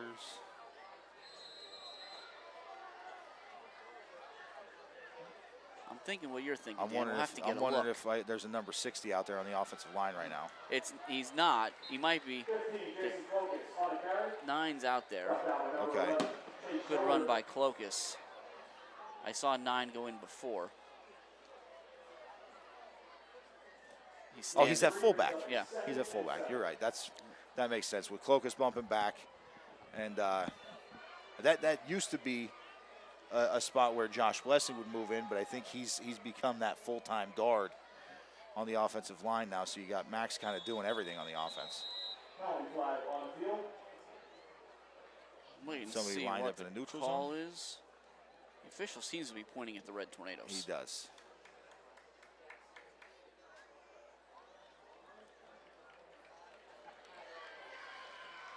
Illegal motion. Yeah. And I paused there because trying to understand at this point of the season, is it somebody not getting set? Is it, what are we doing? Because it didn't seem like anybody moved early. And the flag wasn't thrown until the ball was snapped, right. So that would make the most sense. Now it's 2nd and 12. Delaney keeps it himself. What Still a great run. Out across the 40-yard line. A great run by Jalen on a 2nd and long. He might be 170 pounds, but when he gets that pad level low to the ground like that, nobody's tackling him. It's gonna take a host of Hurricane defenders to bring him down. And here we get a good replay here. He's almost parallel to the ground when he's about to meet contact. So it's just a great run. 1st and 10 at the 40. Clokus in motion, but it's the inside handoff. And there's Cooper. Oh, boy. Can anybody get him? No flags. Sir. Cooper Karicki, 60 yards, 33-27, Mount Carmel. And Jim, that's going to be That's Cooper's first one tonight after getting one taken off the board. After getting one taken off the board earlier because of the holding penalty, he gets his get back, and this one with an exclamation point, a little longer this time. But what a huge answer by the Red Tornado offense. Just a great job of them coming back. The run by Delaney, the tough run to get the first down after getting behind the chains, and then coming back with the counter punch there with Cooper for the touchdown. It's just a great set of downs there for the Big Red.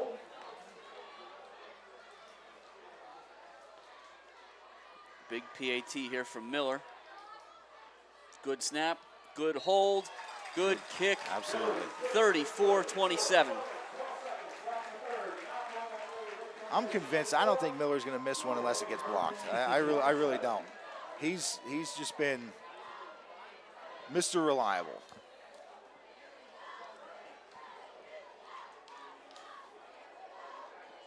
What a night to start the season. It's a lot of points. Whew.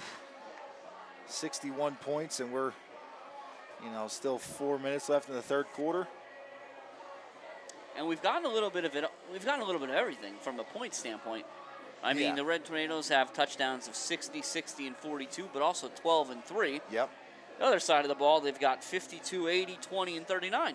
We've got a blocked kick. We got a fumble. Yeah. Some penalties. Like, what more do you want? Filling up the stat sheet tonight, Dan. Absolutely filling it up.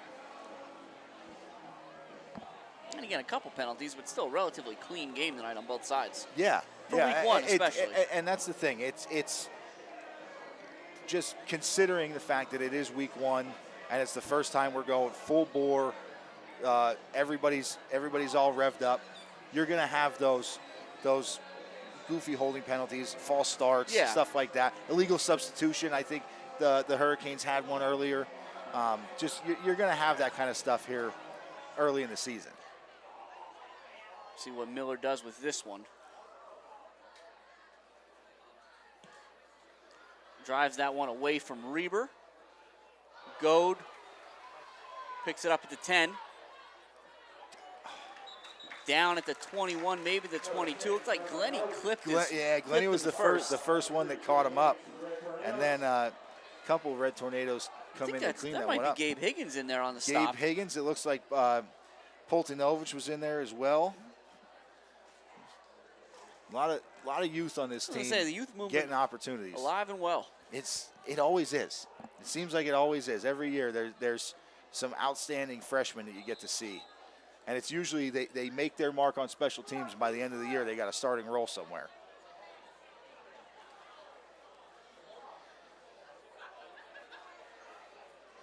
Two to the right, one to the left for Deal. Reber. And Reber's going to be hit immediately by Higgins and Karicki. Yep. And Jim, I think the Red Tornadoes have, for the most part, you're going to have a back like that. You're going to have him break long runs, which is going to happen. But I think the Red Tornadoes defensively came in with the best possible defensive game plan. It's do what we have to do to stop Reber. Yeah. Make somebody else beat us. Yeah, I think that's fair. I mean, he's still accounted for a good portion of their points, half of them, but they're doing what they can. Deal wants to throw. He's looking for Yoder, but he can't get there. He has to run. Ooh. Thought he was going to make for the sideline there. He cut back inside. Max was inches away from grabbing him. Whoever I think there's actually, a Red Tornado down on the sideline. Yeah, and that's whoever actually made the tackle there. It's going to be the corner over here on this side. Is it Glennie? I'd say it's most likely Glennie. Because I see Spears, Delaney, and Xander. Yeah, and I don't see 24 on the sidelines anywhere. So while I tend to Glennie, again, we'll take an opportunity here to thank tonight's sponsors. Again, tonight's game is sponsored by families and in memoriam of Ken Krupa and Ernie Delbo. Longtime Red Tornado fans enjoy watching the games, as we all do. So we always appreciate the support, and certainly it's a great way to honor the memory of your family. was Glennie. He's up and off. Third and 2. Under his own power. Third and 2 from the 32. 34-27 Mount Carmel, 3:04 and counting left in the third quarter. Reber directly behind Deal. Yoder in motion. Deal's going to throw. And he dumps it off to Reber, and now the ball is fumbled, and the ball is recovered. Oh, wow. That went from bad to worse. That's it was gonna be almost catastrophic. That's going to be an offensive lineman that falls on it for the Hurricanes. Number 55, Aiden Flannery, being Johnny on the spot there. But, I mean, just what a disastrous play from the jump. I mean, there's immediately no time for Deal. He dumps it down to Reber, and you think this could be a problem. And then Reber has a hard time securing it. I wasn't sure. I thought they might have called that incomplete initially. Well, and it was a situation there where it felt like the Hurricanes maybe got a little too cute on 3rd and 2. Yes. It's a 7-point game. There's, time's ticking down in the third quarter. Yeah. Give your guy the ball. It's maybe one Coach Farr wants to have back at some point tonight. Reber's kick. Wow, it took a right turn there. Leave no return for Delaney as it checked up at the 43. And Delaney plays that ball very well. He got in position to receive it if he got the right hop. Once he saw it take a goofy hop, he just let it go. Just want to go back to the third down play. And again, I'm not sure if you're at home and you have the ability to go back and look at it again. I would love to give credit. I just missed it. The two Red Tornado defenders, Reber had to pick one of them, and they both got around him. And so Deal had no shot. I'm about 90% sure one of those was Mikey Higgins coming off the end. I'm like 90% sure. It might have been Mikey and Max again. But go back and check it and make sure the right guys get their credit. It's under pressure almost immediately. Cooper tripped up by Deal. Or no, sorry, not Deal. Chappell. Yes. Gain of 2. And again, we're not there yet. Might ticking towards the end of the third quarter, but that certainly is a play that's going to have a huge impact on the outcome tonight, one way or the other. Significantly more so if the Red Tornadoes can turn this drive into points.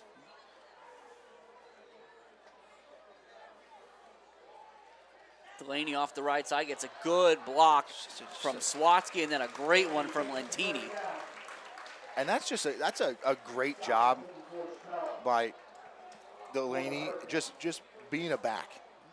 He finds Swatsky. He knows that's the guy that needs to get in front of him and be his blocker, and he guides him to a guy, hey, block him, and makes the most of it. Guy pushes him into a guy, makes a nice cut, and gets the first down. Into Hurricane territory. 1st and 10 at the 44.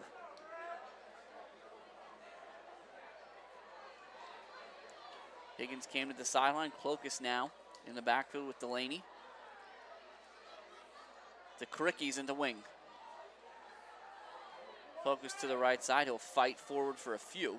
It'll be 2nd down, and the Red Tornadoes have the option here to end the third quarter with the lead and the ball. And it appears that that's what they're going to do.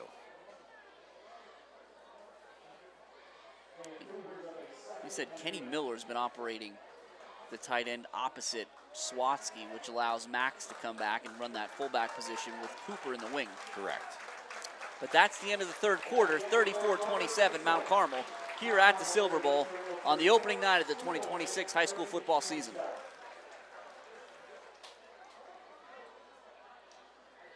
Yeah, Jim, I mean, this is going to be a big fourth quarter here. The first fourth quarter of the season, obviously, is going to be a big one. Biggest one we've had so far. Absolutely. And you hit the nail right on the head earlier. This drive for the Red Tornadoes offense could be the decider in this game. Getting points here, making it a 2-possession game. We know that Schuylkill Haven can score from anywhere at any time, as can the Red Tornadoes. but making it that, one mistake doesn't bring this game back even, it would be a huge, I think it would breathe a little sigh of relief and maybe put some energy into that defense.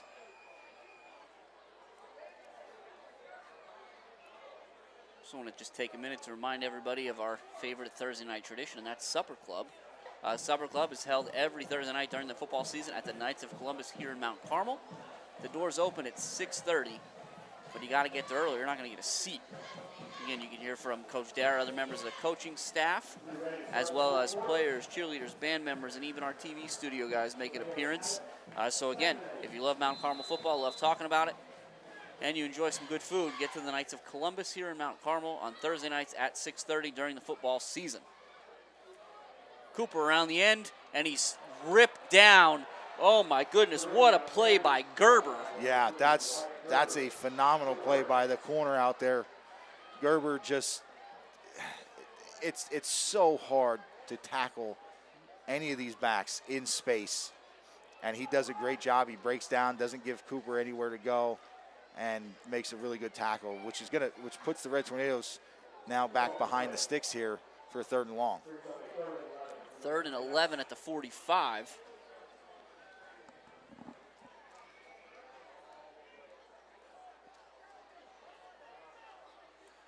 Delaney to the right side, and he's got blockers, and he knows how to use them. Jalen showing you every bit why he is QB1 here at the Silver Bowl. 45 yards, and it's 40-27. And Jim, it seems like that's been the move here in the second half so far. If it's 3rd down, wherever it's from, put the ball in the hands of your best returning playmaker, the guy that led your team in offense last year. Put the ball in his hands and let him work. Gets a lot of good blocks. Look, you got 2 offensive linemen and a tight end to 30 yards downfield for that play. That's huge to have that. I mean, I know we always defer to Jose for the official stats, and we'll continue to do that. Sure. But here's what I can tell you. I don't know how many yards Jalen has tonight running the ball. But what I can tell you is on his 3 touchdown runs, he's at 108. Wow. That's impressive. Well, that's Clokus walking off the field here under his own power, was down on that touchdown. Now the all-important extra point.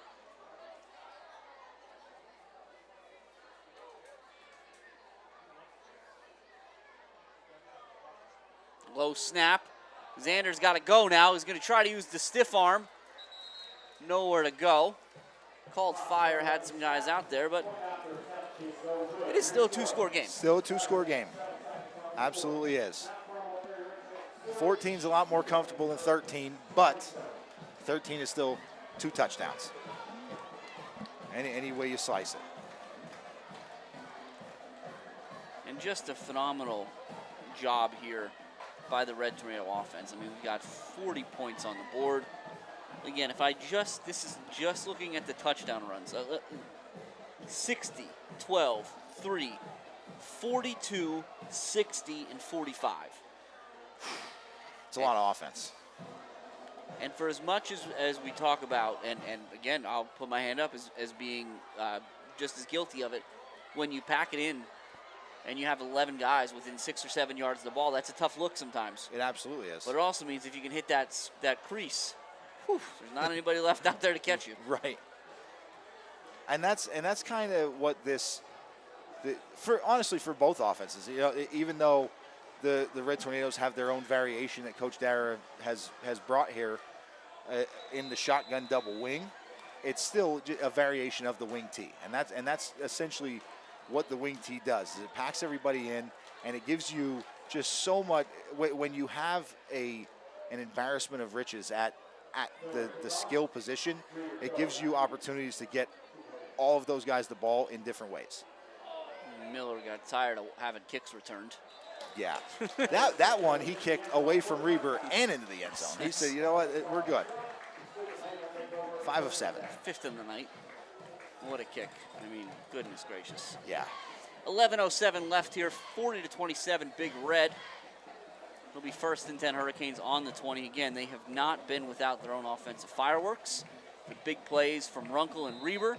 But again, the Red Tornado offense has been just a little bit more consistent thus far. It's exactly. I think that's the best way to phrase it. It's consistency. Thanks, Dan. Goat in motion, but it's Reber. And Reber's gone. Yeah. So, like I said, the Hurricanes have had their big plays tonight. That's Reber's second 80-yard touchdown run, so I don't know what his numbers are going to look like by the time the night's over, but it's probably going to look like holy Toledo, Mudhens, that's going to be quite a bit. It's 40-33. His numbers are probably going to look like some of those games that he had last year where he went for 300-plus yards. Because he's got 160 between those two 80-yard touchdown runs. And his other touchdown is 39. Yeah, so there's 200. And 3 tuds. So 3 carries, 200 yards, 3 touchdowns. Yeah. I guess that's how you run for 2,800 yards in a season. Absolutely. Absolutely. You start the season off, you go for 250 plus, which is, he's absolutely there already. I think I'm going for 2 here from Coach Farr. Yeah? Yeah, I'm going for it now. Because if I get it to 35. But you don't have to. You don't have to. You get the 1 here. We've had trouble kicking. They have. Yeah, I'm curious what exactly is going. Oh, sorry, Mr. Bibas helped off the field there. And Bibas, man, he's hopefully everything is okay. And again, we're heat affected and some other things, but Bibas is gutting it out tonight. Yeah. Give that young man all the credit in the world. A few times you see him kind of hobbling up to the line of scrimmage on offense, just doing his thing out there. But he's working his butt off out here. Fessler up and good. 40-34. And I'm running out of room on my sheet here, Dan. Running out of room to track all these points. I can only think of one other time, and I'll be honest with you. Don't ask me which game it was because I don't remember. But I think I can remember one other time we were here at home that you said something similar to that. I don't say it all the time. And you started another sheet. It happens a lot. You had to start another sheet in that game. I remember that. So while we reset here again, we talked about it a little bit. Just also want to remind everybody out there of our brick project, right? So you've got in the south end zone there, the one closest to Boyers, where the creature bleachers used to be. The Mount Carmel Area School District began the Red Tornado Legacy Brick Project a few years ago. So you can buy a brick, right? 4x8 traditional brick, 12 by 12 inch block. They're all around a 6 foot by 6 foot water jet Red Tornado. You can get them engraved, go Big Red, class of 87, as we honored tonight, the 86 football team. All right, there's a lot of options there. The world is your oyster. Don't let me pigeonhole you into a specific choice. But if you want to do that, call the school, 570-339-1500, or hit that website, www.mca.k12.pa.us, and get those orders in before October 1st. Cricky in the briar patch. He did get up in the briar patch, but he gets stuck there by Reber. Out to the 35, there's a flag in an area that looks like it might be against the Red Tornadoes. Yeah, it's probably going to come back.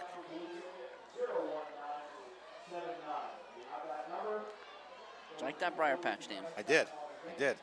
I was just kind of feeling it. I hope Coach Carm listens in every once in a while and gets to hear me make some of his references that I got from him. I made that one for Coach Tommy. Coach Tommy, who also poached it from Coach Carm. So it will be against the Red Tornadoes. It's going to take them back 10 from the spot. We'll walk it back to the 20-yard line. So now, while it feels odd when you have a lead to say this, but the Red Tornadoes do need to answer. Yeah. Yes, they do. So we'll go back to what works. Ricky's in the wing. Clokus in the backfield. It is Clokus off the right side for 30, out to the 24.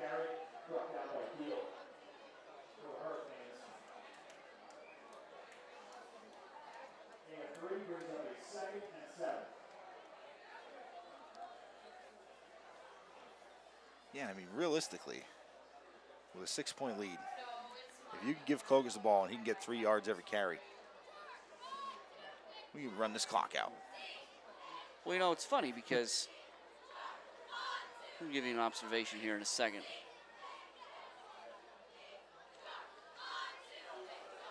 There's a young man that's not interested in 3 yards at a time, but a good tackle by Yoder will stop him after a couple. That is after Ricky. about 3 yards. Well, the funny thing is, you know, this is only the second time these two teams have ever played. Yeah. And so while, you know, Dan's sitting here dreaming of days of 3 yards in a cloud of dust from an offense, I mean, the last time Mount Carmel and Schuylkill Haven played, the forward pass had barely been invented. Yeah. Is 1913 was the last time these two teams played, and the Red Tornadoes were victorious 25-0. But that's the only other time in all these years. You know, we're only about 25 miles apart.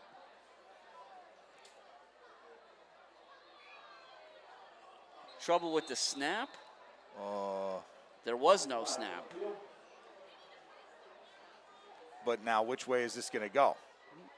Because I'm not used to seeing all that motion in the backfield with the hard count. So, how's this going to play? False start. It's going to be against the Red Tornadoes. It's always going to be a tough one. Yeah. And so 3rd and 3 turns into 3rd and 8.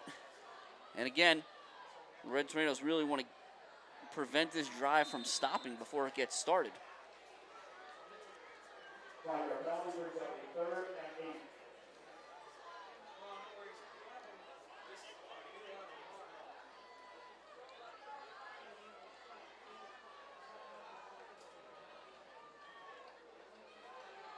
Delaney fights forward, first down, a big one. And Jim, I wasn't going to say it because I didn't want to give it away, but on a 3rd and long like that, I had a pretty good feeling that we were going to see Jalen call his own number there and get the first down.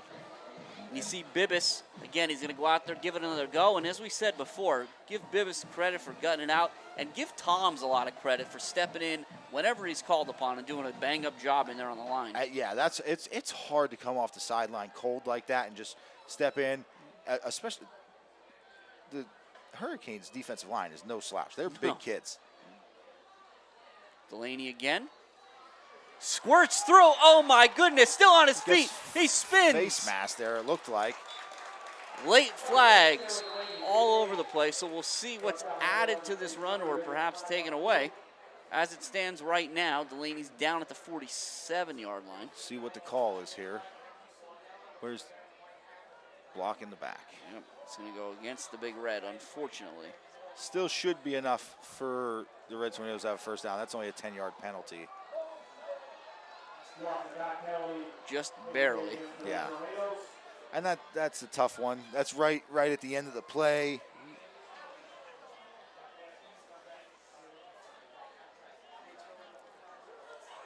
Well, it's chain gang is getting a little flustered over there. You just told us to go back. Now you're telling us to move again.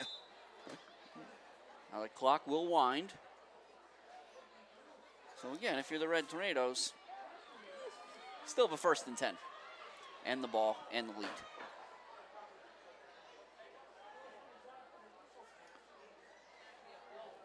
High snap. Delaney does a good job pulling it down. Clovis picking his way. That's powering through. Swatsky again. To the 40-yard line. That tight end getting up there and lead blocking on those inside run plays.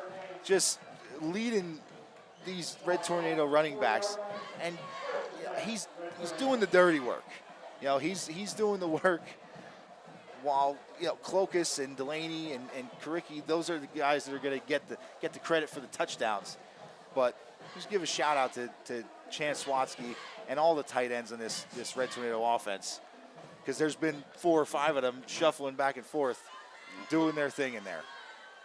Landon Williams, Kenny Miller, Max, Chance. Great job all around. And now it's Cooper. Cooper dives forward.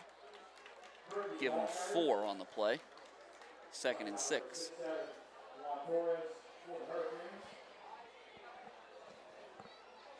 It's funny, I think that was a thing. Just heard our good friend Mr. Domansky over there say the tackle was made by number 6'7", and I saw all the kids down on the sideline give the 6-7 move there. A little shout out, make sure they were paying attention. 6 minutes and 57 seconds left in this one.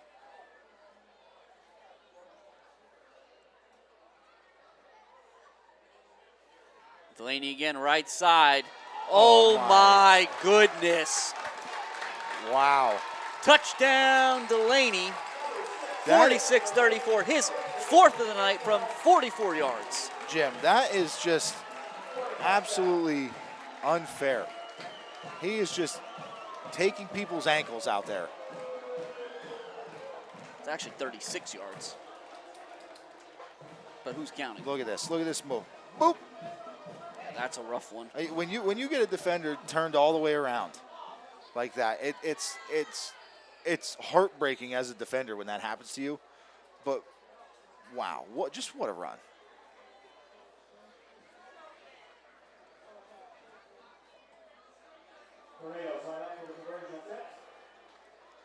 Give Delaney a chance for an octopus here. Yep. He's got it easy. Wow. Just no resistance there. That's the old Julian Stellar special. Yeah. That's the first name that came to my mind when we took the 2-point conversion. Second name was one of our illustrious assistant coaches on the B team, Mr. Luke Blessing. Did a great job running that Wildcat himself. And now, a 2-score game, 48-34, 6:39 remaining. You'd like to say, take a breath, but you can't. Well, and Not yet, at least. At this point of the game, Jim, it's first game of the season. It's hot out. It's late. Kids just started school this week. It's who's going to finish the strongest? You know, because it's been punch counter punch all game long. All game long. Every time the Red Tornadoes have scored, Schuylkill Haven's had an answer. Every time Schuylkill Haven scored, the Red Tornadoes have answered. So it's just going to be who can outlast the other.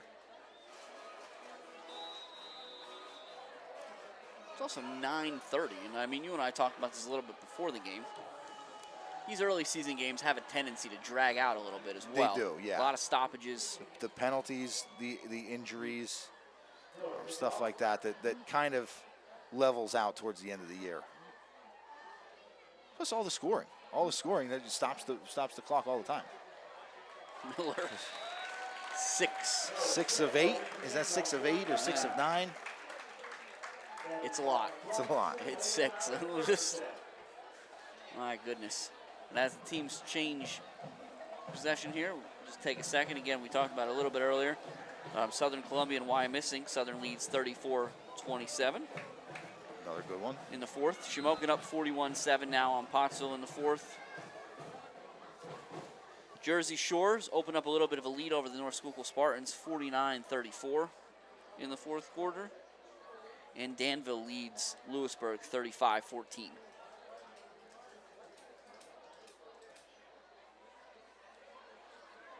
Reber. Nowhere to go. Not there this time. Red Tornadoes have seen that one too many times. Yeah. That's going to be Lentini getting up off the bottom of the pile. And it appears that they go back to the same. It really looks like the same play a lot of the times. They get the ball at the 20, and let's run a handoff to Colton up the middle. That's exactly what it is. That is Lentini, yes, I believe. It is. And who's going back in there? Bibis. That kid, man. Good on him.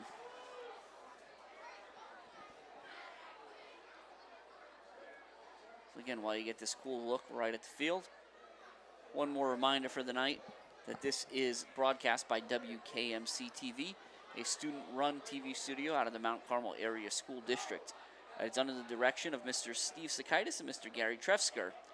And tonight, our crew. Here in the press box with us, we have Dexter Hine and Destiny Schnauer. Cole Kornaski is our main camera. Kelsey Resendez is doing Kia Resendez is doing our coach's tape. Dominic Paracella has been providing all these replays. Alyssa Trefsker is on the sideline with the photographs, and she was also the one that interviewed Coach Dara Alex Trevsker's on the sideline as well, giving you that great view of the cheerleaders and all the stuff that's happening right down in the game. Isabella J. Cook has been responsible for graphics tonight. And, of course, our master controller is Gavin Lebeski.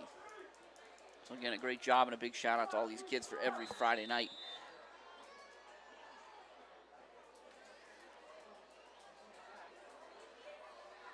Goad going to try to get around the end. Close to a first down. And that was another situation there. Lilly got in the backfield immediately. I thought that if that play was not going to Goad on the motion, there would have been another situation there where Lilly was almost taking that handoff. Lentini back in. Bibas will get a much-deserved blow. And again, this Red Tornado defense largely looks the way it did to start the night. Yeah. Excuse me, it does look the way it did to start the night. Exactly the way it did. No qualifiers necessary. Reber, right side, arm tackle, tripped up by Karicki. Max. You don't say tripped up by Karicki a lot. No, but you're not supposed to see your defensive lineman 15 yards downfield making a tackle. It's impressive. He's just an absolute specimen out there. Now, in a two-score game, the clock does start to become a factor here as we approach the 5-minute mark, and you see the Hurricanes on the ball a little bit faster, but it's still going to be Reber who's dropped in the backfield by Mikey Higgins. And it looked like Josh Blessing in there as well. And Reber got up a little slow there. And I mean, that would be disastrous. Reber's got to have 40 carries. It's absolutely 20 plus at this point, without question. And what I love to see here, that Red Tornado defense seems like they're getting a little bit stronger as the night goes on. They're feeling it a little bit, calling to the Red Tornado faithful here in these bleachers at the Silver Bowl. It's Reber again. And he's stuffed again. That's Blessing. Blessing met Reber in the hole. And that's great linebacker play right there. I love seeing that, Jim. Well, and prior to the season, again, in some of the interviews he gave, Coach Farr talked about the passing attack for the Hurricanes. And there's a word he used repeatedly, which was effective. It just needs to be effective. Yeah. And he's right. When you have Reber, it has to be effective. It's not what you want to have to rely on. And as we're under 4 minutes now, we're starting to get into that territory. Yeah, 100%. And Deal will throw, and he's going to be under pressure. He does a great job getting out of it. I think his knee was down. He's going to somehow pick up a yard. Wow. I thought he was absolutely down in the backfield there, but great job. I mean, the balance to stay on your feet with under just all that pressure. The Red Tornadoes I don't think Deal has thrown a pass with a clean pocket at all today. And we talk about it every year, but it's the confidence that Coach Dara has in his defensive backs. Yeah, that puts them on an island. Let's send some pressure. Glennie, Xander, if they want to go 4 wide with Spears and Delaney, Coach Dara doesn't mind that. Yeah. We're going after the quarterback, and we trust Xander out here on Runkle. And with a huge play coming up, you get a Schuylkill Haven timeout. I think, you know what? Coach Farr's got 22 years of experience coaching this team. I like the decision here. Let's run our play out there, see how they're going to play it, and then call the timeout and regroup. Yeah, I think that's fair. That makes sense.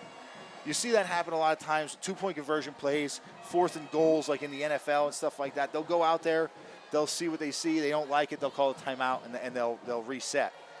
And I understand this is a 4th and 6, Jim. Yeah. And you want to spread the Red Tornado defense out. But I'm finding the way to get the ball in Cole Reber's hand. Well, here's the thing. I mean, it was 3rd, and I don't know, the down and distance wasn't important, but with a few seconds left in the first half, and they opted. The best decision was to give it to Reber. So, and he almost got it for him. And I have to imagine Coach Darren and his staff are thinking the same thing. Yeah, for sure. Now again, we're reset here. It's 48-34 Mount Carmel. Red Tornadoes made some sort of a substitution here. You got Shooter in as the slot corner here on this near side. And now the Red Tornadoes are going to call a timeout because, again, whatever that switch was, Boblik's out there too. Yeah. Whatever that switch was. Oh, they had too many men. 12 guys on the field. So to your point, that those package shifts. Yep. So they'll take that timeout, and again, with at 48-34 here, it's a 2-score game, 4th and 6. The ball's at midfield, 3 minutes remaining on the clock. The Hurricanes have a single timeout left. I don't think it's hyperbolic to say this is essentially the game here. Yes. If the Hurricanes can pick up a first down, they live to see another play.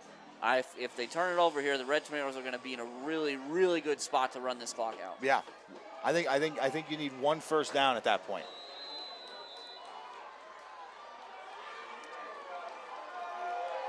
Here we go.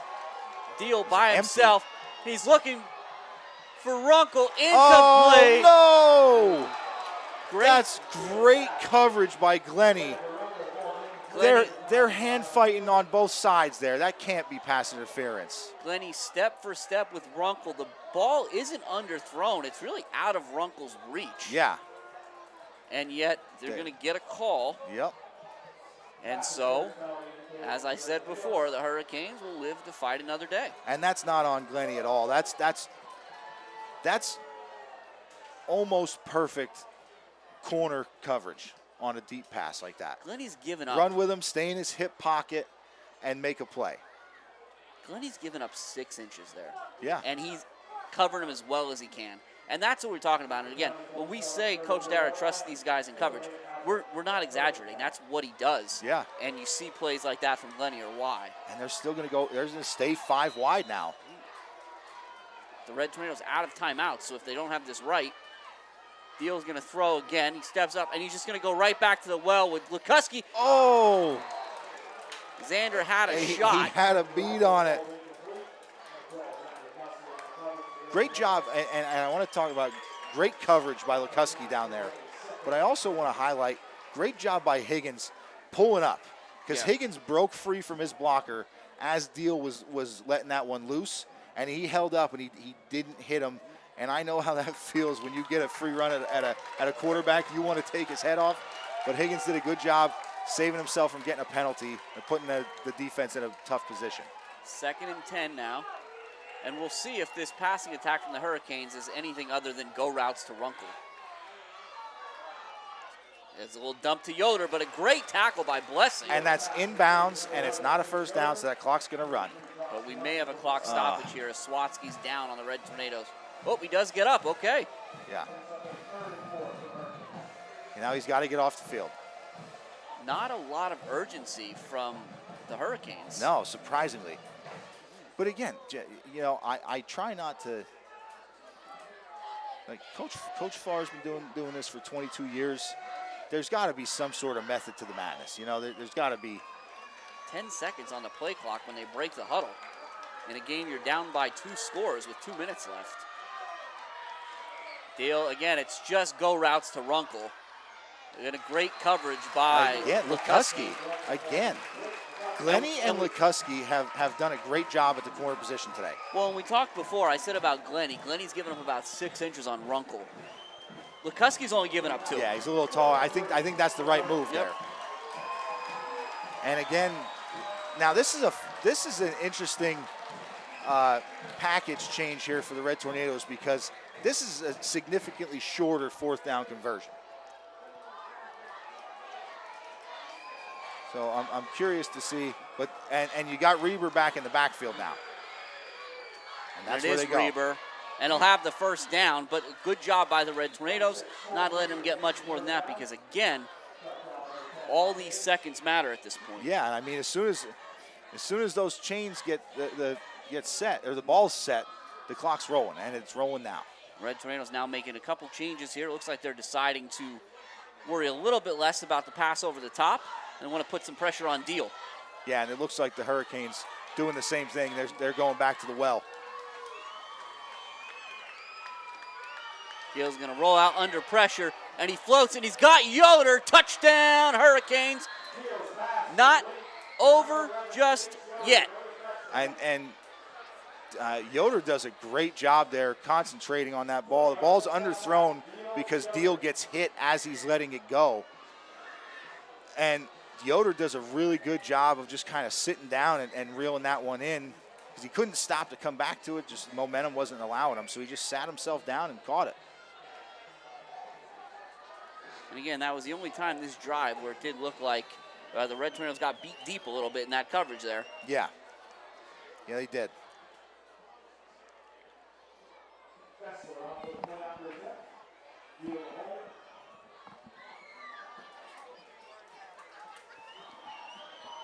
Kick is up. Good. 48-41. 90 seconds left. Again, I mean, I don't know what more you want from a high school football game. No, you can't ask for much more, Jim. Here's the biggest thing. We're going hands team, right? Obviously. Hands team's on the field. You got to recover an onside kick. I don't want to talk about onside kicks. Everybody knows last year in Shamokin. Well, we'll see how these officials feel. Maybe they'll call illegal blocks on onside kicks tonight. Yeah, but either way, that's the only option essentially that Schuylkill Haven has. So you go hands team, and if you recover the ball, the game is essentially over. Yes. You recover the ball, because there's 40 seconds on the play clock. Yep. With 1:30 left, you don't even need that first down. Right. So this is the game, right here, right now. And what a game it's been.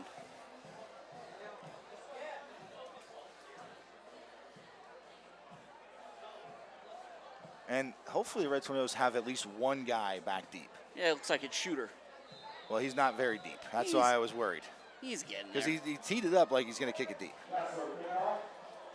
He's going to kick it as hard as he can at somebody. Oh. What do we got here? Offsides on the Red Tornadoes? On who? I've never seen an offsides called on the receiving team. So who was past the line, though? And listen, and I'm just going to say this. I'm not necessarily, team, hey, let's just play for fun kind of thing. Yeah. But it's week one. They didn't move the ball. Right?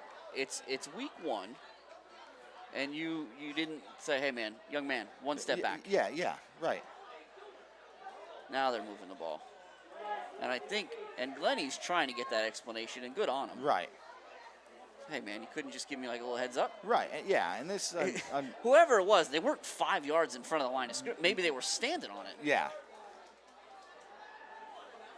And I'm sure they'll be monitoring the onside kick just as closely. Well, they already saw pretty much where it's going to go.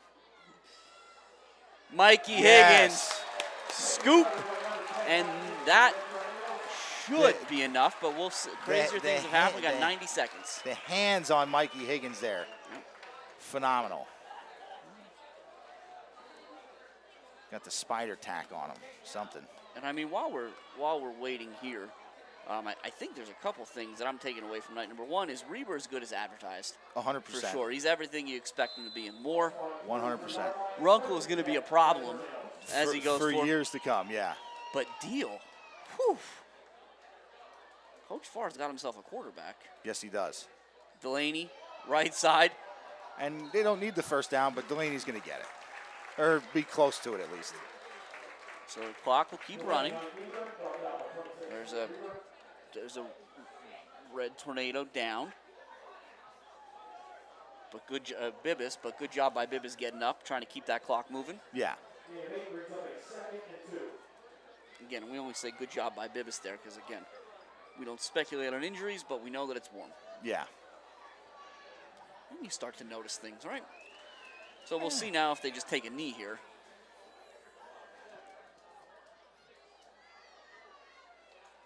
Delaney's going to run it.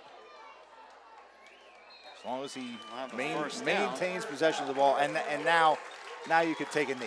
You got to run one more play, take a knee. At worst, Coach Farr can force him to run two more.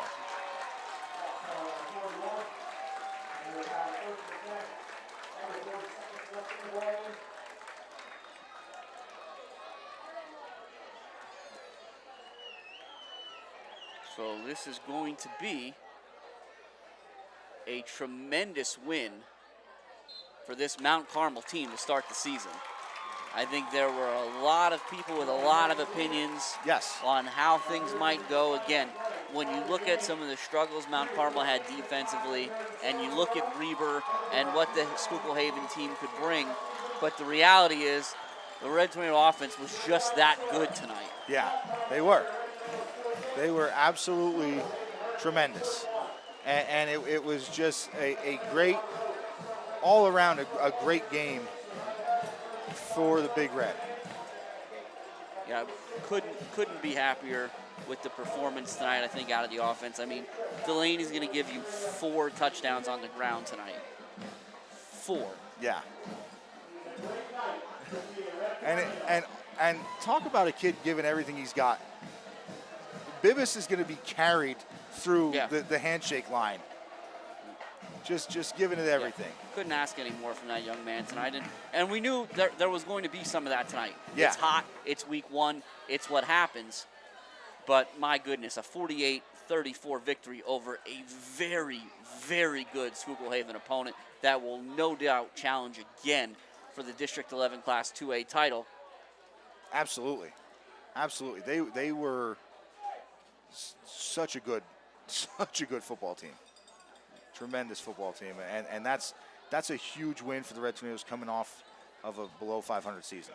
It looks like we've got a listen with Coach Dara. Well, listen, whenever you and Coach Dara are ready, we're ready for you.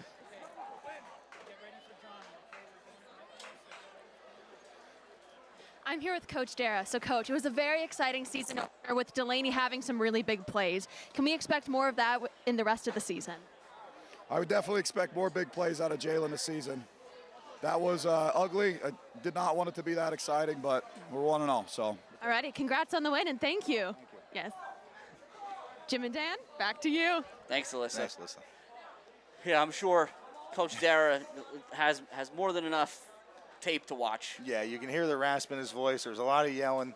It's week 1. Lot of mistakes are made, a lot of missed assignments.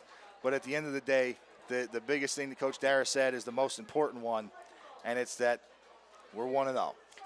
Yeah, and I think you heard that a lot. If you saw it in the interviews with the kids over the weekend or into media day, they talked a lot about just the importance of taking it one day at a time. Yeah. And one game at a time. And, you know, you want to talk about, oh, what about Shamokin? Oh, what about Southern? Oh, what about this one, that one? Yeah. But they're really focused, and that's, you know, credit the coaching staff. And, again, to your point, Dan, yeah, did everything go the way you wanted to tonight? Nope, but you're 1-0. Yeah. So I got stats here, courtesy of Jose. Thank you for getting these up to us so quickly. I didn't know if he'd be done calculating until tomorrow. But for the Red Tornadoes, 47 rushing attempts for 526 yards. They didn't attempt a pass in the second half. They finished the game 0 of 3 passing the ball. Did you say 526? 47 attempts for 526 yards, Jim. And for the Schuylkill Haven Hurricanes, 37 for 383 yards, 9 of 16 passing for 173. So that's 556 yards for Schuylkill Haven, 526 yards for the Red Tornadoes. It's 1,082 total yards of offense between the two teams in week 1. So, you know, both teams know what they're going to work on next week. Defense. Right. But just what an impressive day. Yeah, it has been, and again, it's week 1.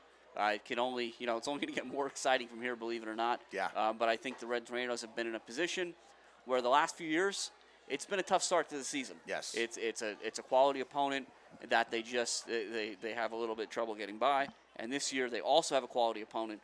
But boy, oh boy, did they look good. They gutted it out. They did. And that's the biggest takeaway for me, Jim, is the resiliency of this team.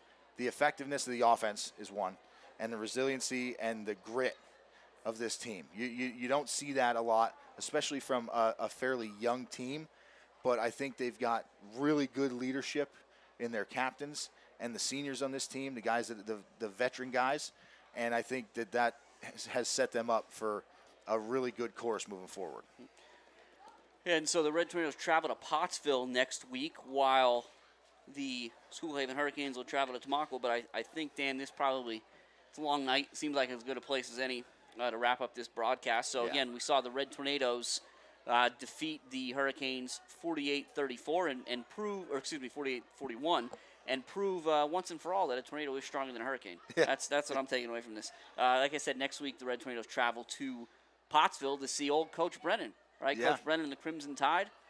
So we want to thank, again, all of our sponsors as we go through the night and help us bring this WKMC TV broadcast. And, of course, we want to thank all of you for spending your Friday night with us. I'm Jim Lesko. And I'm Dan Lesko. And for Jose Gonzalez, we'll be back next week. We hope you'll join us. Good night, and as always, go Big Red.